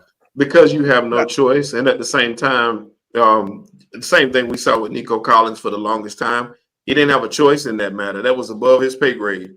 You do exactly as you're told, and even if you lose that job, you want another job. You know at some point you're going to be the scapegoat, but you're going to take what they're going to give you, and you're going to make those calls. I don't think that he wanted Shadur to play. I don't think – you think about it. He see just like we do. Ain't no way he thought that Dylan Gabriel was better than Shedeur Sanders. So he ain't crazy. I don't know that. There's no Cal way. says it all the time that they see more of him than we do. We're I'm not even. Stop. I'm not doing this. None of us are at the fucking practices, bro. Carolina, stop. None of us are at the fucking practices. And if I'm Stop. not, one finished top third in the high, but Stop. none of us are in the practice facilities. We don't know. And if the owner is the one that drafted Shadur, the owner is the one that would make the call, right? Why would he? God, bro, bro. Next question. Moving on, Stop. bro. Y'all, this is crazy. Right. Pickens won't take less than DK's 33 per year, million per year. With Micah's age, he's getting at least 34 million annually. I agree. with that. And the fact that him and Micah got the same age is to let you, they're gonna get everything they can get. Using this as a stepping stool. Hey, I don't even know. Pickens not getting ain't no discounts. He's not getting 33 a year, bro. There's no. That's At not least happening. DK has years of numbers to kind of give you a ballpark rate, and even DK didn't get paid like a number one. It's what have you done for me lately, Nick? Ain't nobody think about all that. You paying according to where that's Gino. Gino got money. To get 33 a year? Yeah, Gino got money. What's his name? Sam Darnold got paid. These guys got paid not based off their career. They got paid off the last season that they played. I'm not paying Pickens 33 a year. Somebody gonna pay him. Yeah, cool. Dallas not. All right. Yeah, that's Shedur's goal, keep the Browns out of the top 8. Okay. That's cool. That's cool. All right. That can be. I don't think that'll stop them from trying to get another quarterback. Oh, yeah. If that's something they want to do. But it's crazy drafting quarterback in the 3rd round as your starter, and then in the 5th round as your starter. Who fucking does that? You take starting quarterbacks in the 1st or 2nd round. But we saw him get bumped down, and we know it wasn't football related. I'm talking about Dylan. Oh, no. I said Dylan Gabriel and Shadur. Shadur got. We can say we want to say about whether Shadur should have been fifth or not. The fact is, they took a 3rd rounder first as a starter. Just stop there. Yeah, that doesn't happen. Russell Wilson worked his way into the starting position. Dak stumbled his way into you don't really take 3rd rounders as a starting quarterback. I don't think they took him to start. I think they took him because he was available at the time as a flyer. I think that they were going to use Flacco or Pickett as a bridge starter and draft a real quarterback next year. That's what I think their plan was initially. And then they got rid of them all to start him. Yeah, they did. They got rid of all of them because their goal was to lose so they can be high enough to pick another quarterback. I don't think that they took him thinking he was the answer at quarterback. They just took him. It's silly. But it's the Browns. Yeah. Yeah, last two, so it fits in line with what but they you do. skipped one, kid. Oh, no, I didn't. I think I read that one. About the generational. No, you skipped one. I don't think you read that one. Shit. Okay, I'll go back. Nick had Ben Johnson on the clock 3 weeks into the season, but giving JJ McCarthy bail. Hey, Sheldon, you know out of anybody why I say what I say about Ben Johnson. I know why you said it. People act like Lou know what I'm saying about. Nick, I know why you said it because coaches, because of how they treat coaches. Like, if we gonna treat coaches the same, we treat coaches the same. Yeah. Hurry up and buy. Is Myles Garrett a top 10 or top 5 defensive end? Yes. They're saying all time he's top 5. Yes. I think he's 21 right now in sacks, but you have to count from him on every play. I think his story is still being written, but he got to be top 10 right now. You're talking too much. He is like yes, top 10 or 5 though, Lou. Any question that the people got about Myles Garrett? Yes, that's 10 or 5, Lou. It don't matter. Yes, 5. I say top 10. I can't say 5 yet. You can't name me 5. You can't name me bro. Yeah. You can't name me 5 defensive ends better than Myles for this long too in their career for a shitty organization like that. Lawrence Taylor, Derek Thomas, Reggie White. That's what the list. Bruce Smith. No, he better than Bruce. Who else? You think he better than Bruce Smith, Ken? Yes. Lawrence Taylor, Michael Strahan, Derek Thomas. That's the list. Michael Strahan was really good. No, You're right. He's He up might there. be better than Michael Strahan. He might. I think I'm giving him Michael. I Michael think he will be. Michael Strahan just went off. Lawrence Taylor, Like, Derek that's the way. Thomas, Reggie White. That's the Michael list. Strahan is 6th in sacks all time. He's 21st. I think he will end up being better than Michael Strahan, and he may be top talent right now. But at the same time, I just can't put him ahead of him right now. Well, you got to win a ring.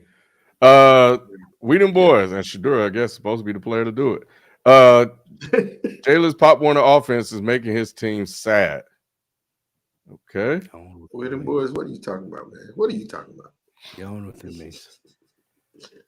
I just woke up, Ken. Put your wrist up, baby. Bro, the fact that y'all grown do ass that man dumb do shit, that. don't have that watch at all is insane. Lou just showing us that he got dainty ass wrists. Boy. Put your goddamn head The down. fact that this legendary man, they got all this money, and y'all doing that dumb ass shit. Oh man, y'all, Lou showing naked wrist. he flexing like a broke nigga, and I know he ain't. I know he ain't. I know, right? He put both of them up there. He get locked up like that. Look, man. This nigga got liver spots on his forearm.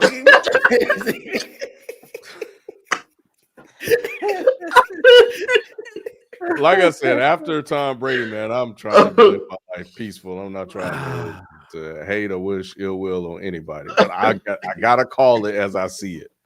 But am I trying to see any of these dudes fail? Absolutely not, man. But y'all motherfuckers, bro, y'all make this shit rough. Y'all hurry up and buy. Appreciate y'all, fellas. I give thanks to y'all for being my go-to pod. How many generational players do y'all think are in the NFL today, not counting QBs? I do think Myles Garrett.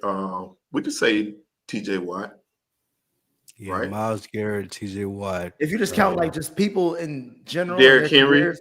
Derrick Henry, Lamar Jackson. We said not count QB, so we can't. Oh, count we said, Lamar Jackson. yeah, okay. Mike Parsons. No, we can't put Parsons in there yet. I don't think he's done enough. Yeah, get Parsons out of here, bro. Nobody's even talking about Parsons since he left Dallas. Saquon is one. Can we say Saquon though? Yes. No. I don't think so. How can you not? Puka. You just hate. No, Saquon on my squad. He had one good season. He ran for 2,000 yards. Was offensive rookie of the year. He's stop there. That's what What about I'm just saying he'll watch the games. He'll see generate like Saquon. He said Saquon said it ain't his fault. He can't get runs. But anyway, Justin Jefferson. I thought Justin Jefferson, but I don't know if I can say Justin Jefferson or Jamar. Randy Moss. Y'all say Randy? Jackson? Yeah. No, he said in the NFL He's today. In the NFL today. Oh shit. So that's why I can't say Justin Jefferson. Y'all naming a lot more motherfuckers. I can't say Jamar Chase or Justin Jefferson right now either. But those are generational talents, bro. You're not getting. Are they? Yeah, Jamar Chase is. Yeah, Jamar Chase. Yeah, Justin Jefferson. I think so too. Them motherfuckers make. Justin Jefferson made everybody look. Every quarterback he's played with look good except JJ. Facts. And that's because JJ can't throw him the ball 10 yards. To be generational, how many years consecutive would y'all say you have to be? Or would you just say this person just looks like? I'm saying no matter what they're going to perform. I'm saying from to me it's like every 10 years. Can you say that? Have you seen a player like this in the 10 years you've been in that span? I guess because you cannot stop. You know Jamar Chase's numbers are going to be there every year. What about the 49ers running back? McCarthy? Christian McCaffrey is I thought about McCaffrey because he had 1,000-yard rushing and 1,000-yard receiving seasons in the same year. Injuries kind of slowed him down a little bit, but he's been tough. He's tough to stop. I don't know. That's a good question. I thought about him, but he's on the cusp for me. To me, Travis Kelce is on that list. You got to put him on that. You got to put Travis Kelce in there for winning. You can put Christian McCaffrey on that list. You can because he's done, like I said, talent-wise, he's 1,000 yards rushing, 1,000 yard receiving in the same season multiple times is ridiculous. So you got to put him on that list. And he's led that team to a Super Bowl appearance, not a Super Bowl championship, but a Super Bowl appearance. So yeah, I say Chris Jones. Chris Jones is generational too. That's good. Any other players that you could think of? Sauce. All right. No, players. Clearly, it's past Nick's bedtime. All right, yeah. End it, Nick. Yeah. Hey, no. As far as cornerbacks, one last question: would y'all say Patrick Surtain? No. Maybe. It's too early. It's too early. He's like Christian McCaffrey. It's too He early. won Player of the Year though. Too early. Yeah, he won a too defensive player. early. No, it's too early. Yeah, if you can't put Sauce in, you can't put his Pat Surtain. I'll take that. All right. Well, we appreciate you guys. I hope you guys enjoyed the show. And we're gonna take the rest of the week and have a bit of a break. But we definitely, after everything that went down this past weekend, we didn't want to leave you guys without a show. So we'll catch you guys next time. We are out. Peace. Happy Thanksgiving. Happy Thanksgiving. Happy Thanksgiving. Why are you celebrating that vicious holiday, bro? What's wrong with you? Thieving Who's ass. thankful, Shelton? There's no thanks being passed out. Happy Food Day. Okay. All right. I guess so. Yeah, that's how black people celebrate it. That's it. Yeah. All right. We out. Peace. Peace. Peace.